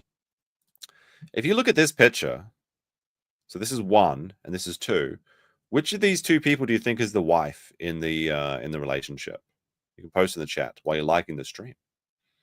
On the top of the BDS list, but that's not the case. Hasan provides additional value for people. Ethan can turn a blind eye to people collaborating with Hasan because that's what he did. You got to be the lowest of the low to be associating with the Frogans and the Denims of the world. To associate with Hasan, that just makes sense because he's famous and he's got a massive fan base. Also, Ethan still follows Hasan on Instagram, so Hasan is in his feed. And that's showing up right up on Anissa's and Idubbbz feed. It's important to remember that this is a living document and people can be removed or put onto it depending on how Ethan's feeling that day. You have this other tier of creators that exist below Hasan but are still anti-Ethan. But Ethan really doesn't want to bring your attention to these ones because it's kind of unpopular. You know, a lot of them are famous. It's no coincidence that Ethan stays silent when these powerful, popular men are supporting Hasan. It's because Ethan is a coward. He's a bitch-made coward. I think Ethan has an unreasonable amount of respect for these comedians because they have power, they're quick, and I think he knows that they don't fuck with his ideology. But he's going to keep that to himself because the last thing that he wants to discover is that people that he respects and looks up to,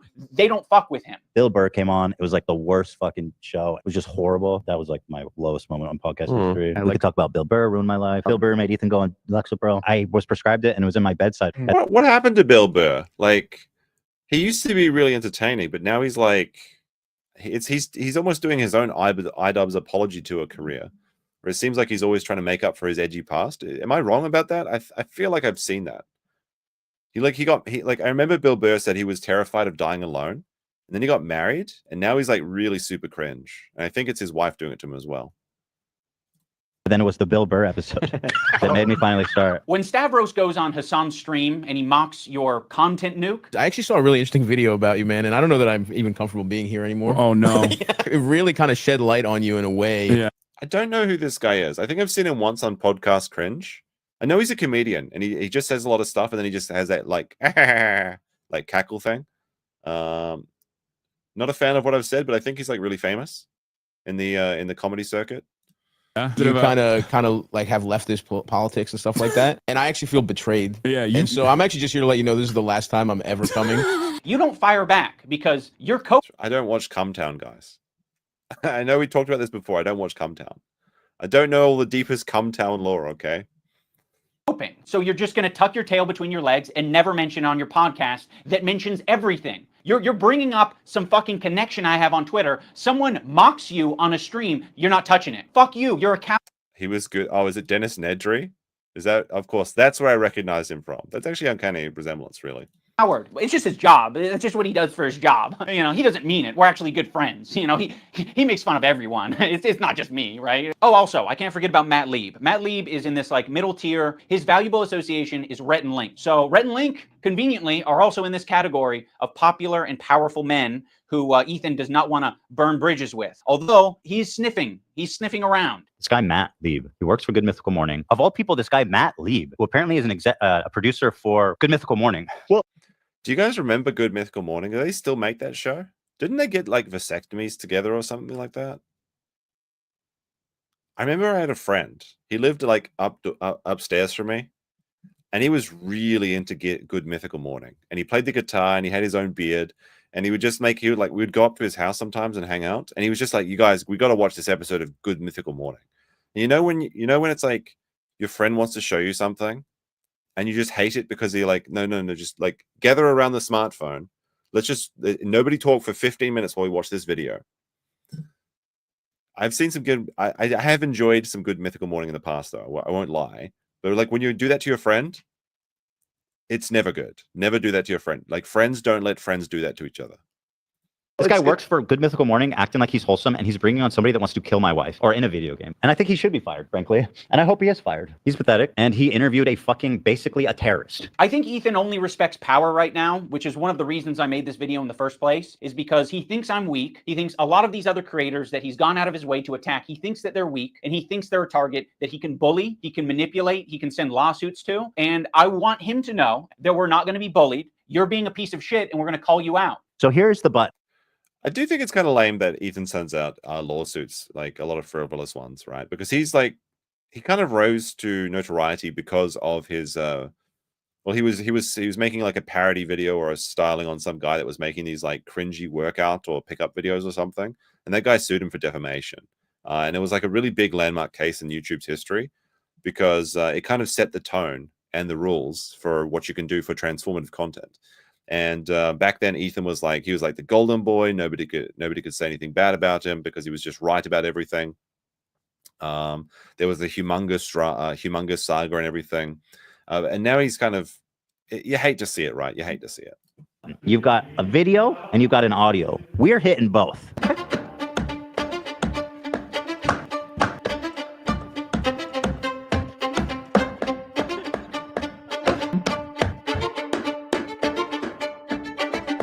I don't know what's happening.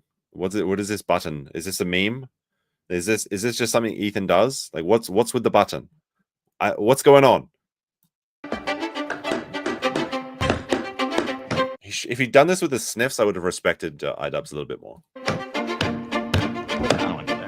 Yes. There's no point. Let's leave. Yeah, there's no need. Yeah. I don't want to. But shit, like, how pathetic are you?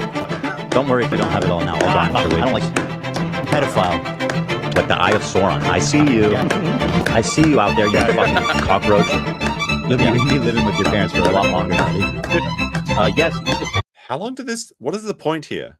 It's a kill switch for what? Like, does that end the podcast, or does he do it when he says something like edgy? Is it like my train whistle? What is this? Please, I want to be a good Jew. I'm a good Jew. Please, guys, please. That was fine. Yeah, I don't think it was that. That was fine. Big a The deal. button. Okay, we're gonna find this. There's better be a fucking payoff for this. This is like when they played the Keemstar video where he's saying, talking about Alex, or when he goes to Tana Mojo and he says say, and then he says the word. This has got to be the kill shot, right? This is going to be very significant, I'm sure. All the things. That Anywho. It always surprises me what you think crosses the line. Well, I've looked at Olivia and she's like, yes, do it. Now let's talk about the button. Ethan got this Okay. button, or kill switch, as a response to the controversy with Cutie Cinderella. He was not able to control himself in that moment, and instead of figuring out how he can change his behavior, he spent $20,000. Dan. That's strange. So this was... Cutie Cinderella, I believe, is Ludwig's girlfriend. Ludwig is a very popular Twitch streamer, and he became very popular because he did... I think he's the first person to do, like, the subathon or something. He, like, invented it, and he went for, like, 30 days in a row where it was, like, just, like, his stream just didn't stop. And every time you got a sub, the stream would go 5 more minutes or something, and he became, like, one of the highest... I think that's the Ludwig lore. Ludwig is a big Hasan fan, we'll say. But Cutie Cinderella, I believe, is his girlfriend, and she kind of runs, like, the Twitch awards, which is just like a bunch of Twitch streamers giving each other hand jobs because the audience score doesn't really matter, and the Twitch streamers just decide who wins every year. That's how Frogan keeps winning these awards.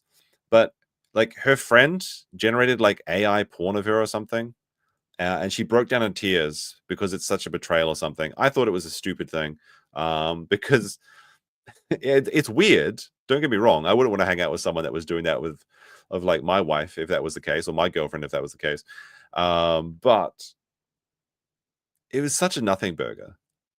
Some guy wanked on some pictures that wasn't her naked body, and she was breaking down into tears about this. I think Ethan laughing at this was actually the correct move. As a response to the controversy with Cutie Cinderella. He was not able to control himself in that moment, and instead of... Yeah, actually, the embarrassing thing is that he paid for it. He paid for it. That's the really embarrassing thing. Of figuring out how he can change his behavior, he spent $20,000. Dan and Ela were like, we would kill button that right now if we could. I can't change who I am. I know. That's why the kill button is on its way. That's it. See, exactly. He uses the button for everything. If his jokes don't land, he's hitting the button. It was being presented as if this the Jordan crying thing. I hit the button. Why? I don't think I needed to, but you guys were giving me crickets, so I panicked. If he's in... So he just hits the button. It's just a gag. Okay, what was this supercut supposed to prove? Insecure about getting something wrong, he's hitting the button. But okay. What button for that? What on this frame could Ethan have responded to? Perhaps a country flag that he got wrong? Maybe. I don't know. If he goes on a problematic tirade, he's hitting the button. Before, look how sad. But yeah, it's not just that. Like their eyes are like big. I think you guys are wrong on this one. I think you guys are all wrong on this one. I don't think he's unique in hitting the button. I think if all of us had buttons, we'd hit the button all the time. But if you don't have it, you operate differently. You think about what you're saying. You maybe plan for your show a little bit more. You maybe say, I'm not going to have my podcast be an emotional dumping ground for today. You instead say, ooh, it's important that we stay on topic. Also, the H3 community and Ethan himself use the phrase goblin mode all the time to excuse a lot of his shitty behavior or make... Are we off the button? Now we're talking about goblin mode? What is going on? I actually feel like I'm taking crazy pills tonight. Like is this just the convoluted fever dream of a madman? Like, we were talking about a button that Ethan pretends to press a button or something. I'm not sure if it's plugged in. Apparently it is. Player it isn't. He said it cost $20,000. It looked like it cost like $3. I don't know what's going on. Is the button done? Are we still talking about the button, or now we're talking about goblin mode? Does the button activate goblin mode? Does it turn off goblin mode? What does the button do? Make it seem less bad. I've been diagnosed with goblin mode, actually. By claiming that what happens is he just gets into this like uncontrolled state he refers to as goblin mode. I do not call myself goblin mode. Yeah. Oh, yeah. Yes, you did. Goblin mode? Is that what you're calling Tourette's now? To all victims of goblin mode, I would like to issue an apology. Well, you are goblin mode today. You're goblin mode. Look how many times you paused. I'm trying, bro. And I don't... Hold on a second. We have to... This content is like driving me insane. We need to break this up with something. But now they've said goblin mode, I need to find this story for you guys. Okay, this is a very famous copy pasta. So this is what Ethan's doing, I guess. How do I get my husband to stop going goblin mode during sex? How do I get my husband to stop saying goblin mode during sex? Too long, didn't read. My husband says goblin mode activated when we start to have sex, growls, and he acts like a caveman. And then he says goblin mode off when we stop. And then pretends not to remember afterwards. I really love my husband, and he's always been great in bed. But recently he's been acting so weird. So a couple of days ago, my son went on a rampage through our house and said he was in goblin mode. We didn't really know what to do with him, so we sent him to live with my parents so he can get a special needs school. My husband has a really great relationship with our son and loved him more than anything. Naturally, he was upset when he had to leave. And he's an incredibly tough man, but this is the first time I've ever seen him cry. I think since then, he's been a little bit emotionally unwell. I've heard him muttering goblin repeatedly when he didn't notice me. Staring blankly into his food and just going alone by himself to do who knows what. I feel awful for him, but we both agreed that this is what was for best.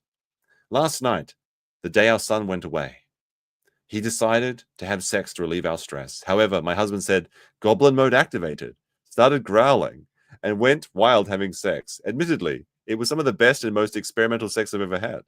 But I'm worried that something might be going on with my husband. Any advice? The problem isn't the goblin mode. It's that he could be ill. Is this what's happening to Ethan? Is that Healer posting that? Is that what's going on here? The son got taken away by CPS because of Frogan and Denims, and now Ethan's going goblin mode on Healer. Yes, it's a totally real story. Absolutely. I don't think there's no room for using the term goblin mode. I like the idea that you're defending yourself and the little guy by going goblin mode when a big corporation or a big entity is trying to attack you. Like, if you fuck me over, if you steal money from me, if you patronize me, if you do any of this shit like you're trying to do to me, to treat me like a fucking idiot, I'm crazy, dude. I've gone fucking goblin mode over way less. But you not thinking about what you're saying, not, reflecting on your behavior, not changing your behavior, that's not goblin mode. That's being a child. Let's talk about the crew. I think the crew has been put in the worst. All right, hold on a second. We're at 40 minutes. Okay, so that going goblin mode is being a child. What is this? Chat. What is that? If goblin mode is being a child, what is this? Wake up. Wake up. Wake up. Wake up, Ethan. I'm not going to do a react content yet, chat. Is that going goblin mode? What did I say? We're at 4016. I'll go here. You possibly can be for a fucking podcast. Every crew member has it bad. To be around Ethan, period, would be a nightmare right now. I'm standing by every fucking syllable of that, okay? What she did was abhorrent. And by the way, just... Okay, I kind of like this guy. What she did was abhorrent. And by the way... Is that what the button does? Like, this is like an old Simpsons meme, basically, where they had like the cutaway technical difficulty signs. I think my favorite one was Friendly Ben, when they had like a bear that was like a podcast host. That was pretty good. Just don't listen. Your critique of her is correct. It's just, people are sensitive about women being called that word, and so like, how pathetic are you? You know what I mean? Well, I'm not assuming his pronouns, and fuck all these people. Go ahead. No, and I'm not yelling at you. I'm just. Kelly is a black woman, right? Yes. Maziel is a Korean. Oh, Dan, come on. You're being such a buzzkill. Yeah, I don't know Korean. I asked if Koreans are POC. God. Dan's in the... Does the button bring the show back? Like if the host cuts it away, does it actually plugged in? Or is it just like the editing master? Is he doing this? bathroom. Let's just not do this right now. I asked if Korean people are POCs. The one time the button didn't work and we listened to how he spoke to AB without thinking that the internet was going to hear it. It was rude, it was nasty, and it didn't have this caveat of like, I'm not mad at you. It was anger, and it was uncalled for. Use they get access to cover most of it. We're doing it. What are you It's doing? so awkward and terrible. I'm sorry, I'm not Just like this is what I'm talking about when it's always like We need to get home for our kids. It's like, No idea Oh what's no, going I didn't on want here. to finish it right now. I'm not finishing On Wednesday. Friday. Is it? You guys, Am I watching the same video? like, All right, I'm taking my hand up. yeah. What?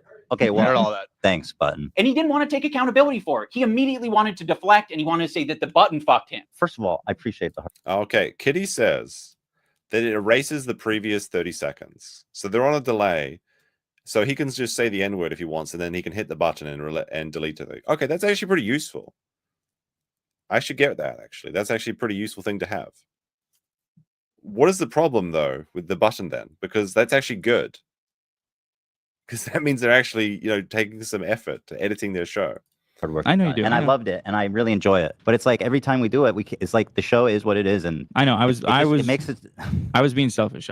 No, dude, that button f***ed me, dude. Can you imagine that button f***ing me over like that? The button fucked you? AB fucked you? Who fucked you? You fucked yourself by being an asshole. He makes it seem like he's not a tyrant of a boss. We're doing it. What are you? Like, Again, what is the problem with the button? It seems like a good idea for a man that might, be a little bit emotional. He might have a few spicy things to say. Having an ability to, go back and edit those last 30 seconds is actually a good thing to have. I don't see why this is a problem. I think Idubbbz is just obsessed with his button for some reason. It's so awkward and terrible. I appreciate the hard work. I know you do. And I loved it, and I really enjoy it. Dan, his producer, is constantly clarifying things on the air and making it clear that what Ethan said was a joke. Ethan is being overly defensive, or he's saying things that are like not true and he's exaggerating. People saw that. They thought that was what you searched to I did pull not up that type photo. So I'm just clarifying. Thank you for clarifying. I appreciate you doing that. God forbid. Why? Because it's not that big of a deal, man.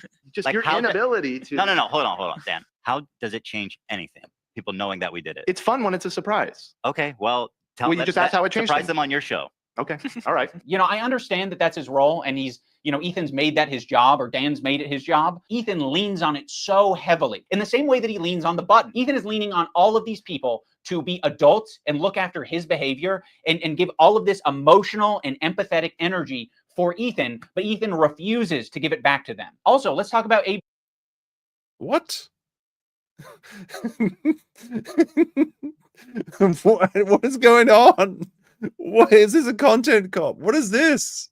Me and Lena, 211. I feel like this is just like this is just like filler. This is like filling content to get over an hour. These employees, and you just continue to talk about the conflict like they don't exist. It would be nicer, a lot nicer, for you to shut the fuck up about it. You're allowed to do that. Hezbollah in Syria alone killed. I mean, I'd be very happy if everybody shut up about Israel and Palestine forever. Double that much. All right, I'm going to move on. I just want to play Hasan talking about bad empanada. Ethan doesn't want to change, and he wants to bring the entire crew down with him, because he's putting them in this position every day, right? But it's more important that he gets this shit off his chest. It's more important that he dumps. We're all familiar with Goblin mode. Well, Ethan debuted a new mode recently. And by the way, my ratio is pretty good. Like This seems like an old thing though. Like this is fat Ethan. You can kind of. Ethan has had some weird styles. Like when he went like pale white and he was like in purgatory or something, that was a weird style. Looking at like 20 Goblin modes to one too far. Demon mode, let's call it. What makes demon mode different than goblin mode is goblins aren't really like an intimidating, powerful force. If the goblin is persistent, it can get what it wants. When I'm done with the other... What does he mean by that? There's only one thing that goblins want persistently, at least what my Japanese animes tell me. Is that what he means?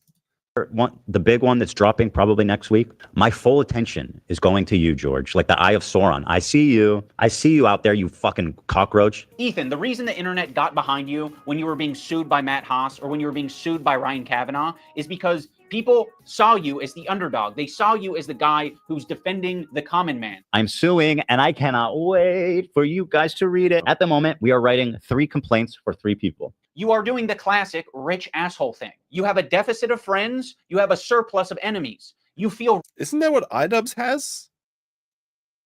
Even less now. But I mean, I do think that a lot of the lawsuits that Ethan was sending out were bullshit. Really bad. You feel hurt. But you also have a surplus of money. So what can you do? You can use that money to bully and intimidate people. These public legal threats that you're making to fellow creators, these legal threats that you're making to people on Reddit, on Twitter, you're like, I'm hurt. These people are hurting me. What do I do to stop it? There's nothing I can do to stop it. I'm powerless. No, you have a ton of power. You have a ton of options. You have a ton of choice. That's exactly what you get for being filthy rich, is you can do all of these things. I've never want to sue someone for defamation, but at what point do you kind of fucking have to? I mean, this is like basically someone calling you a pedophile. Be like, yeah, Ethan's a pedophile. Dan Clancy or whatever, like the CEO of Twitch, and being pedophile. Dan KKK Clancy has a similar view on Hitler because Dan Clancy, the Nazi, fucking anti-Semite. There are certain. I mean, Dan Clancy is a very peculiar fellow. I feel like Twitch needs to go through a restructuring, and eventually there's like. What's going to happen is Hasan or one of his lackeys is going to say something like incredibly insane. And the Amazon shareholders are going to take notice.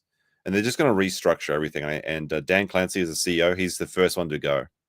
I think it needs to happen too. Like he is actually insane. Quite a weird fellow. And he's absolutely dick rides Hasan. literally got the entire office to record him happy birthday songs. Things you can accuse people of that rise above to make it like actionable, which is like wrongfully accusing someone of being a pedophile, a sex criminal, a murderer, shit like that. Dan Clancy Online. now, in other words, he is a pedophile. You have so much less to go off of saying that Oh than no, anybody I'm has just saying about based Dream. on his looks. Just on his based on his Well, looks. at least you're self-aware. That's 100% a joke. I have no evidence to conclude that he is. One of the more notable legal threats that Ethan has sent out recently is against Noah Samson. I have nothing but vibes to gain and potentially your money as well. Don't worry if you don't have it all now. No, that's not going to happen. Nobody's ever coming out positive in a lawsuit. It's just not going to happen. I'll garnish your wages. You're going to be living with your parents for a lot longer, buddy. 26, you know what I mean? Try 46. Noah made a video. Wait, The Last of Us? Is that series 2 out yet? Is it out? I think the Last of Us TV show was pretty good. The first season, anyway. I haven't seen the. I heard that Neil Cuckman is going to make the series 2 is exactly the same as the game, which is going to make people very angry.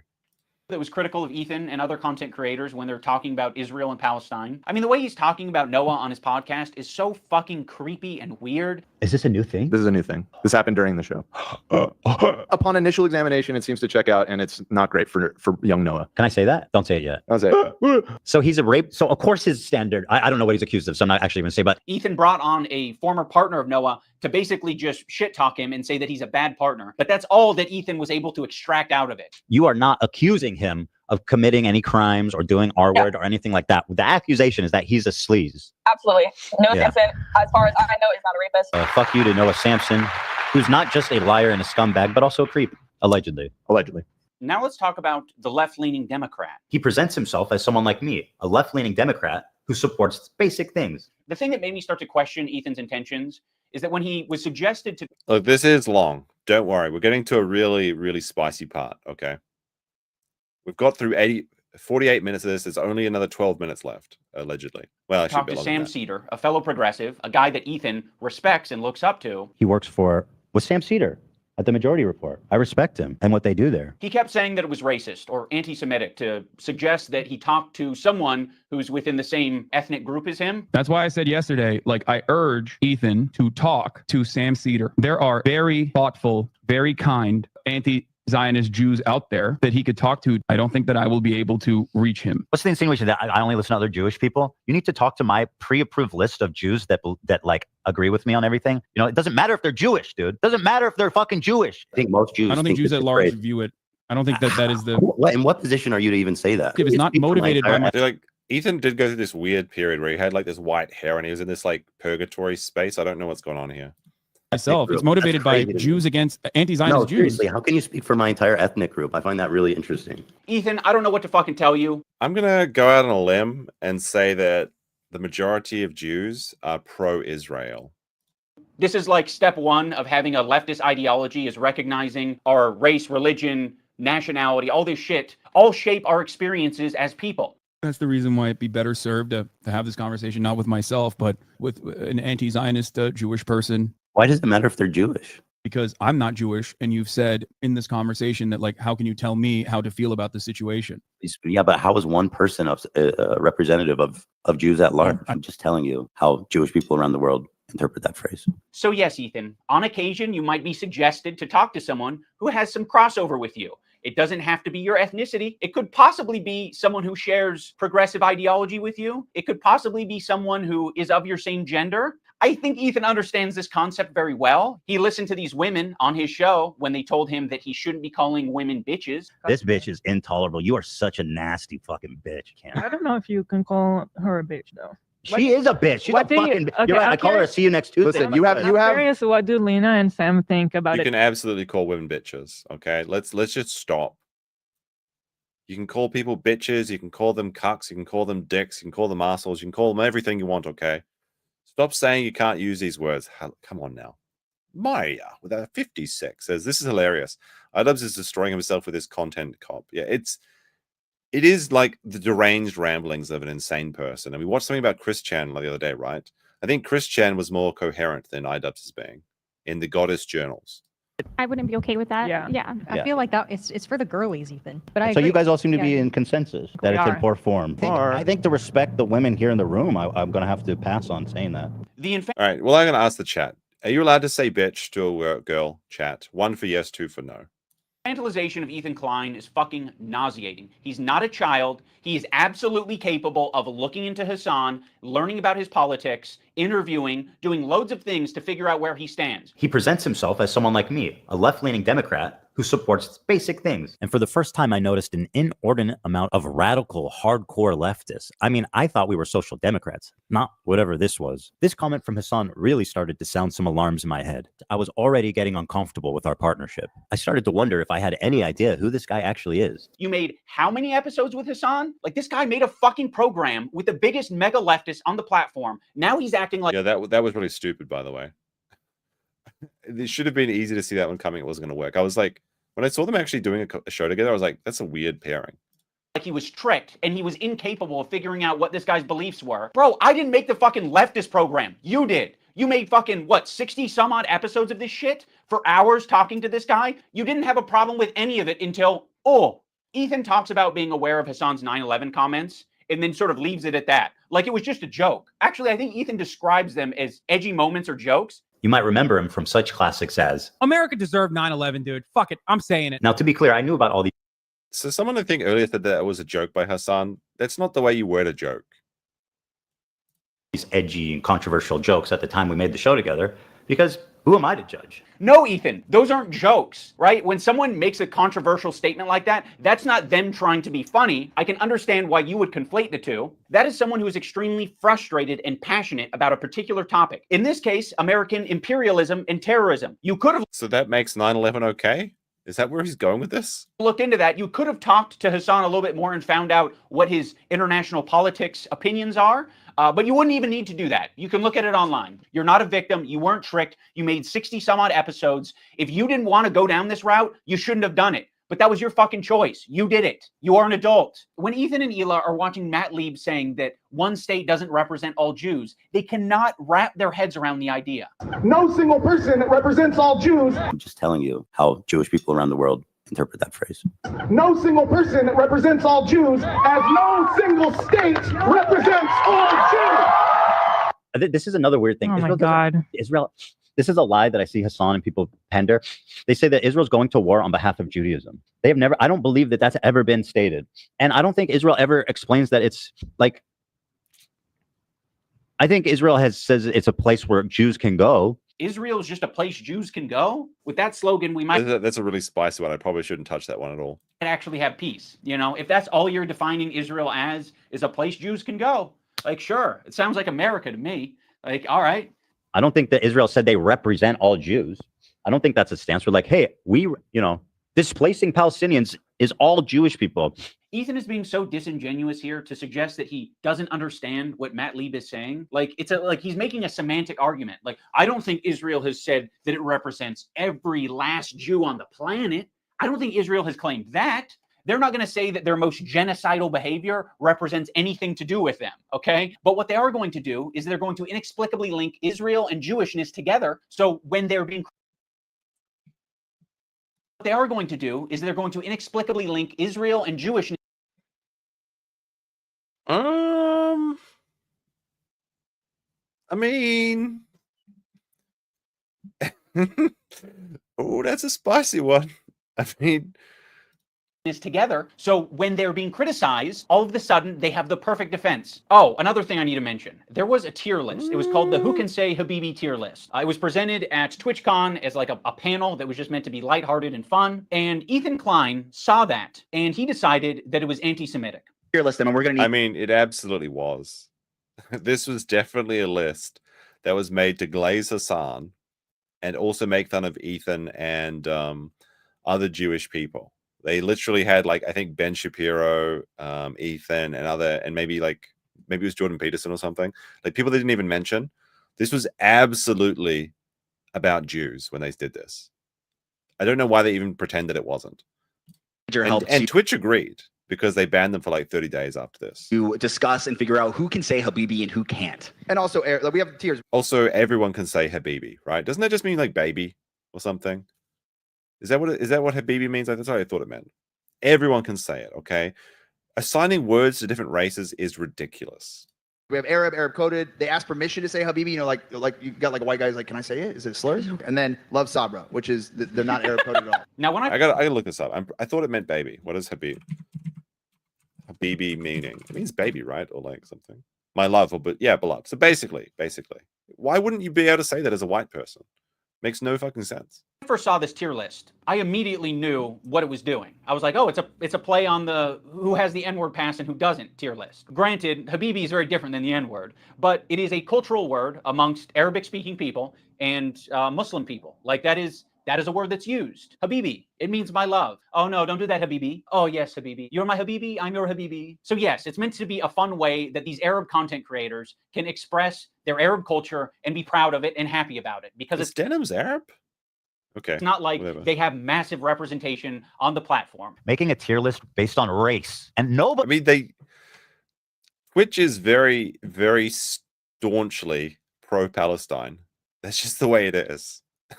They're not like some minorities on the platform. No, like the biggest influence on the entire platform is Hasan. And he's very, very pro-Palestine, of course. Nobody has a fucking problem with that. Okay, you have a tier list based on race. Where's the Jewish panel? Where's the Jewish panel? Where at the top it says Jewish. It's a tier list based on Arab to Jew. He's Arab, which is good. That's the best thing you can be on this. That's the best. This is racist. I will say that conveying information through a tier list is not the most effective thing, but Ethan should understand this principle. He did a white slurs tier list with Hasan. Cracker. I mean, you know what my take is. We can't put this as an F. Cracker. I mean, that's got to be at least a D, right? Pale face motherfucker. Pale face. I mean, again, I think that's an F. Hog. So hog. That reminds me of like a news article they had where it's like, what word is worse, cracker or the N-word? And it's pretty obvious if you can't say one of them on TV. Hog is my favorite. I use it all the time. Him and Hasan feel as though they are white guys, so they felt very comfortable talking about white slurs on their tier list. I think I'm more white than you. What do you think? I think I'm white. Like, I'm super white. Can you understand? This is what's annoying about people like Hasan. Tier list. I think I'm more white than you. What do you think? I think I'm white. Like, Like, this is what's really annoying about people like Hasan and Nisa. It's like they try and do this like racial chameleon thing where they're white when it suits them and then they're Arab when it doesn't suit them, or when it suits them, either way. So they just like they switch between the two, like, oh, I enjoy all the privileges of white things. Like, oh, I'm being oppressed because of my skin. They just pick and mix this chameleon shit. Just stop it. Super white. Can you understand why Arabs might feel comfortable talking about Arab shit on their tier list, Ethan? You're the white guy. You think you're more white than Hasan. I think I'm more white than you. So yeah, the white guy can say all the things that he wants, like cracker, but the Arabs can't have their tier list. I would put him also in Arab. I know Turkish people are different. Notice how they drop the premise almost immediately that it's about who can say Habibi. And then it's like Hasan, okay, actually he's Arab. We fucking love him. He's dope. He's Arab. Habibi is an Arabic word. That is an Arabic word, Ethan. Funny about this whole thing is that they say Habibi in Israel. Again, people underestimate just how like mixed Israeli culture is. Like, we say Habibi in Israel. Yes, Ethan. Another piece of evidence as to why it isn't anti-Semitic. This is racist. If you're not Arab or understand Arab culture. I mean, if they didn't know exactly what they were doing, why did they have Ben Shapiro in the thumbnail? Who wasn't even mentioned during the panel. It literally was about Jews. I'm sorry, like nobody even pretends it wasn't. And Twitch themselves decided that's what it was as well. They thought they were being so clever about it though.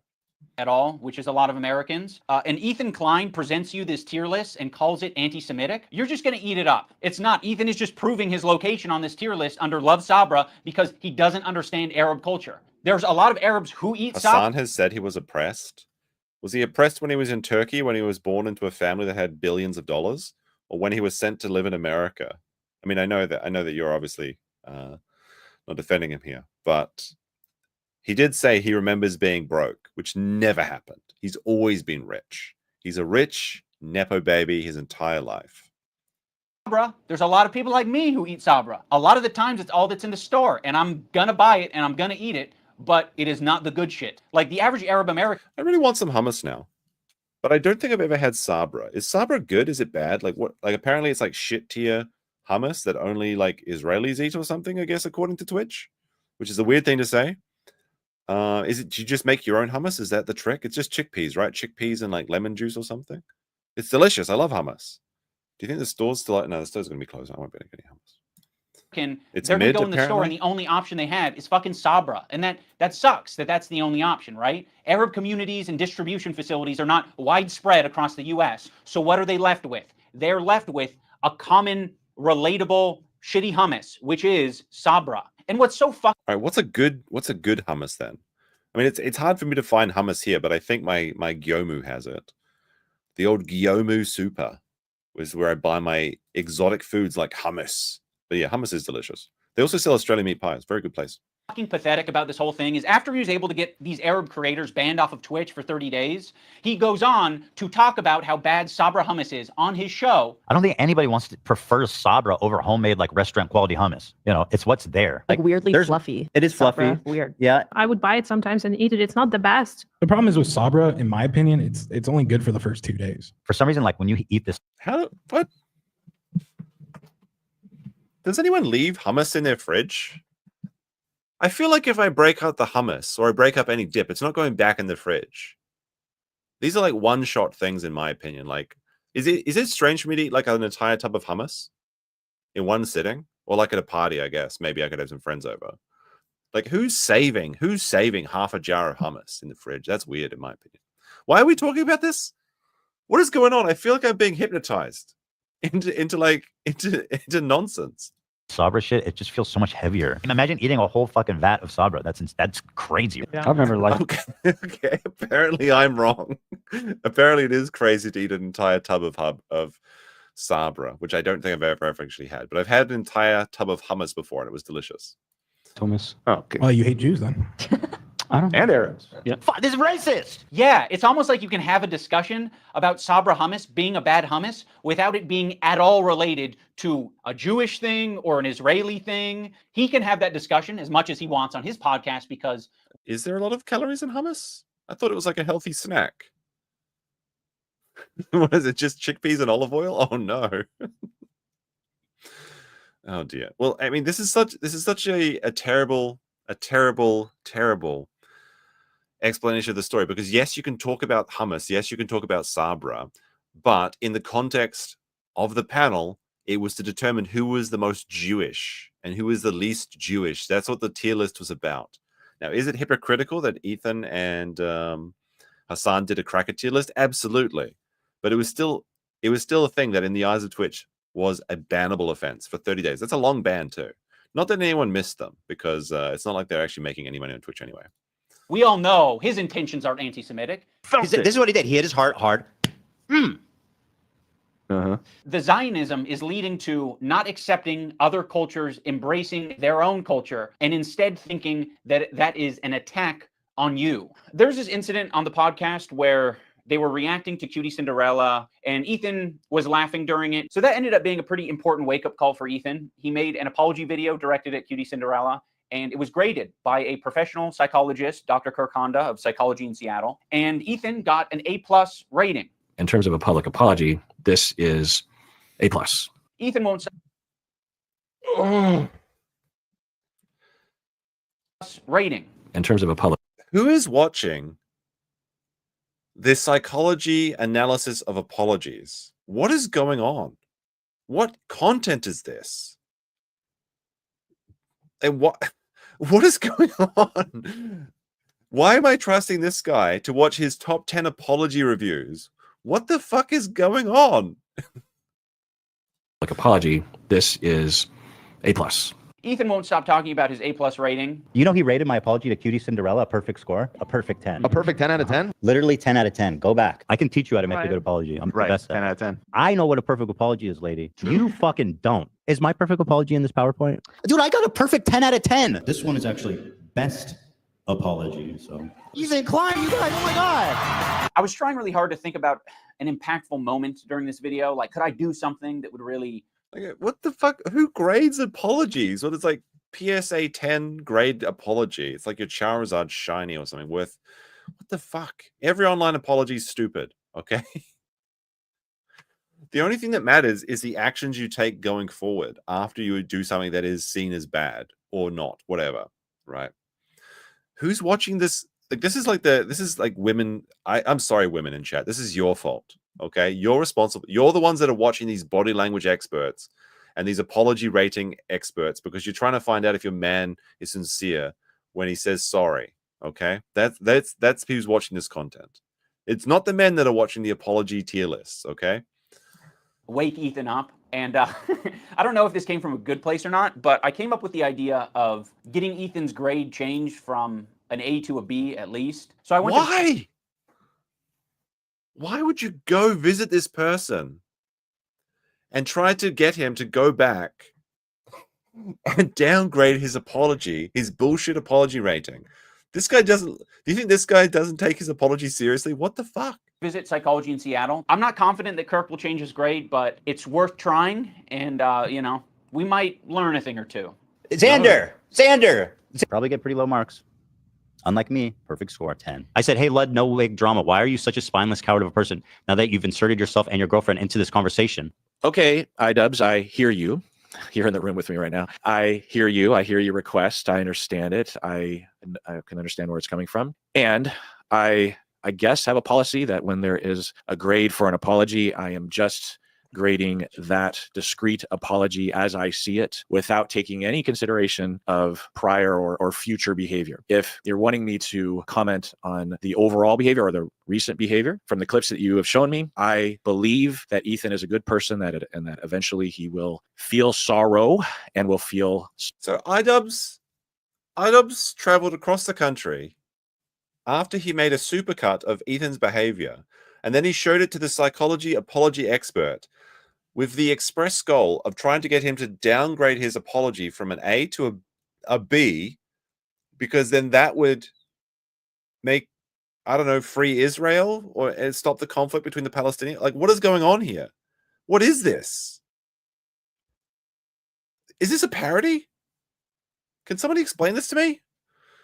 Sorry, and will apologize, and I will be there to evaluate that apology when it happens, which I know it will. Oh, brother, this guy stinks!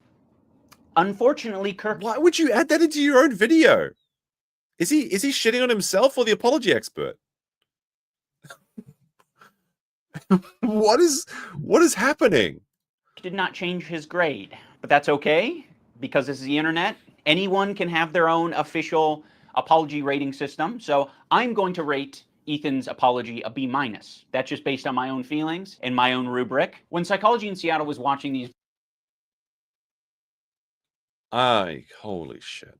video clips of Ethan, he said that it looks like Ethan could just use a hug. Now, of course, it kind of pisses me off to hear that shit because I'm like, what are we doing? What are we saying? He needs a hug? No, he doesn't need a hug. He needs a good fucking ass whooping is what he needs. I think it's funny that Ian says this because as a man who runs a boxing tournament for creators and a man that describes himself in his Twitter bio as a boxer, I think in every boxing match that he's been in, he's had the shit kicked out of him. So I don't know why he's trying to become a tough guy now. This is very strange. He can't even beat up his own wife. She can overpower him and beat the shit out of him. That's why he's so sad and he's reaching out for help right now. This video is a call for help. I think something that's very important to me in bringing back Content Cop is to be fair. I think that was something that was not illustrated in previous Content Cops that I think should have been and probably wouldn't have left me with so much regret. Ethan deserves all of the criticism that he's getting. I think it's very valid. But I also think at the end of the day, we should acknowledge that he's human because he is human.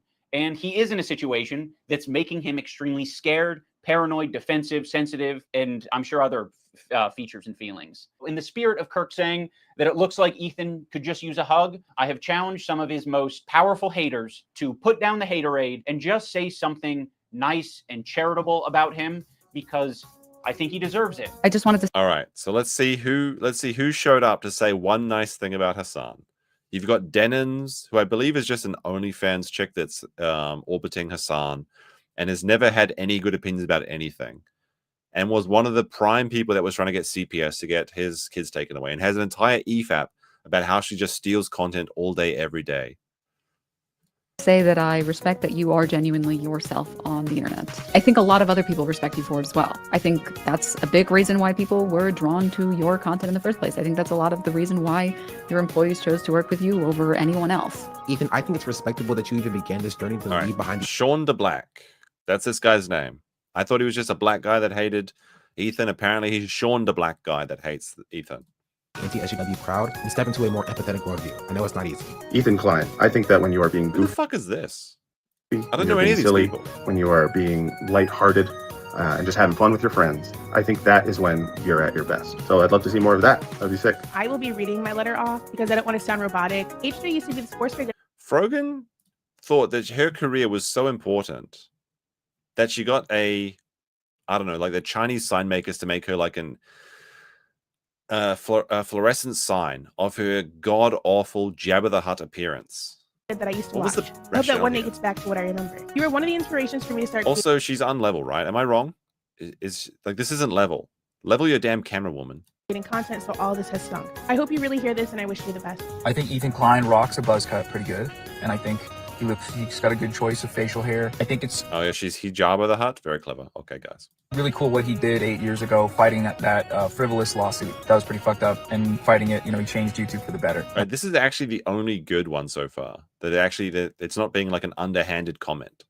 I thought that was cool because I thought it was like he was fighting for free speech. I also see the dynamic of Ethan. All right, so after Idubbbz went to the official apology rating scale champion to try and get and showed his 10-minute video, bro, just watch the video and you'll hate Ethan too. His 10-minute supercut of Ethan saying naughty words. The guy then said, no, that's bullshit. I'm not down rating my apology rating. He then started to cry and got a free therapy session, which he chose to put in the video.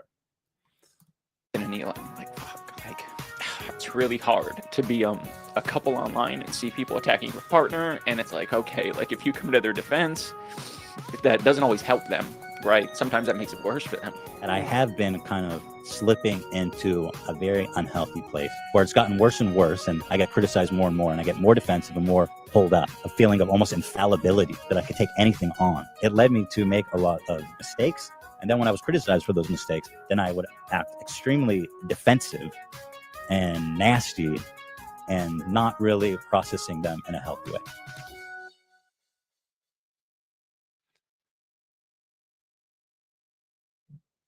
What the fuck was this? What just happened? Was this just an excuse for him to cry on camera so that he could say that he's done his time? This is the humiliation ritual. This is the hazing to get into the cool kids fraternity. Like, what is going on here? I'm actually like speechless. I can't process this. I have no idea what's going on. This is your content cop therapy session. This is the only explanation.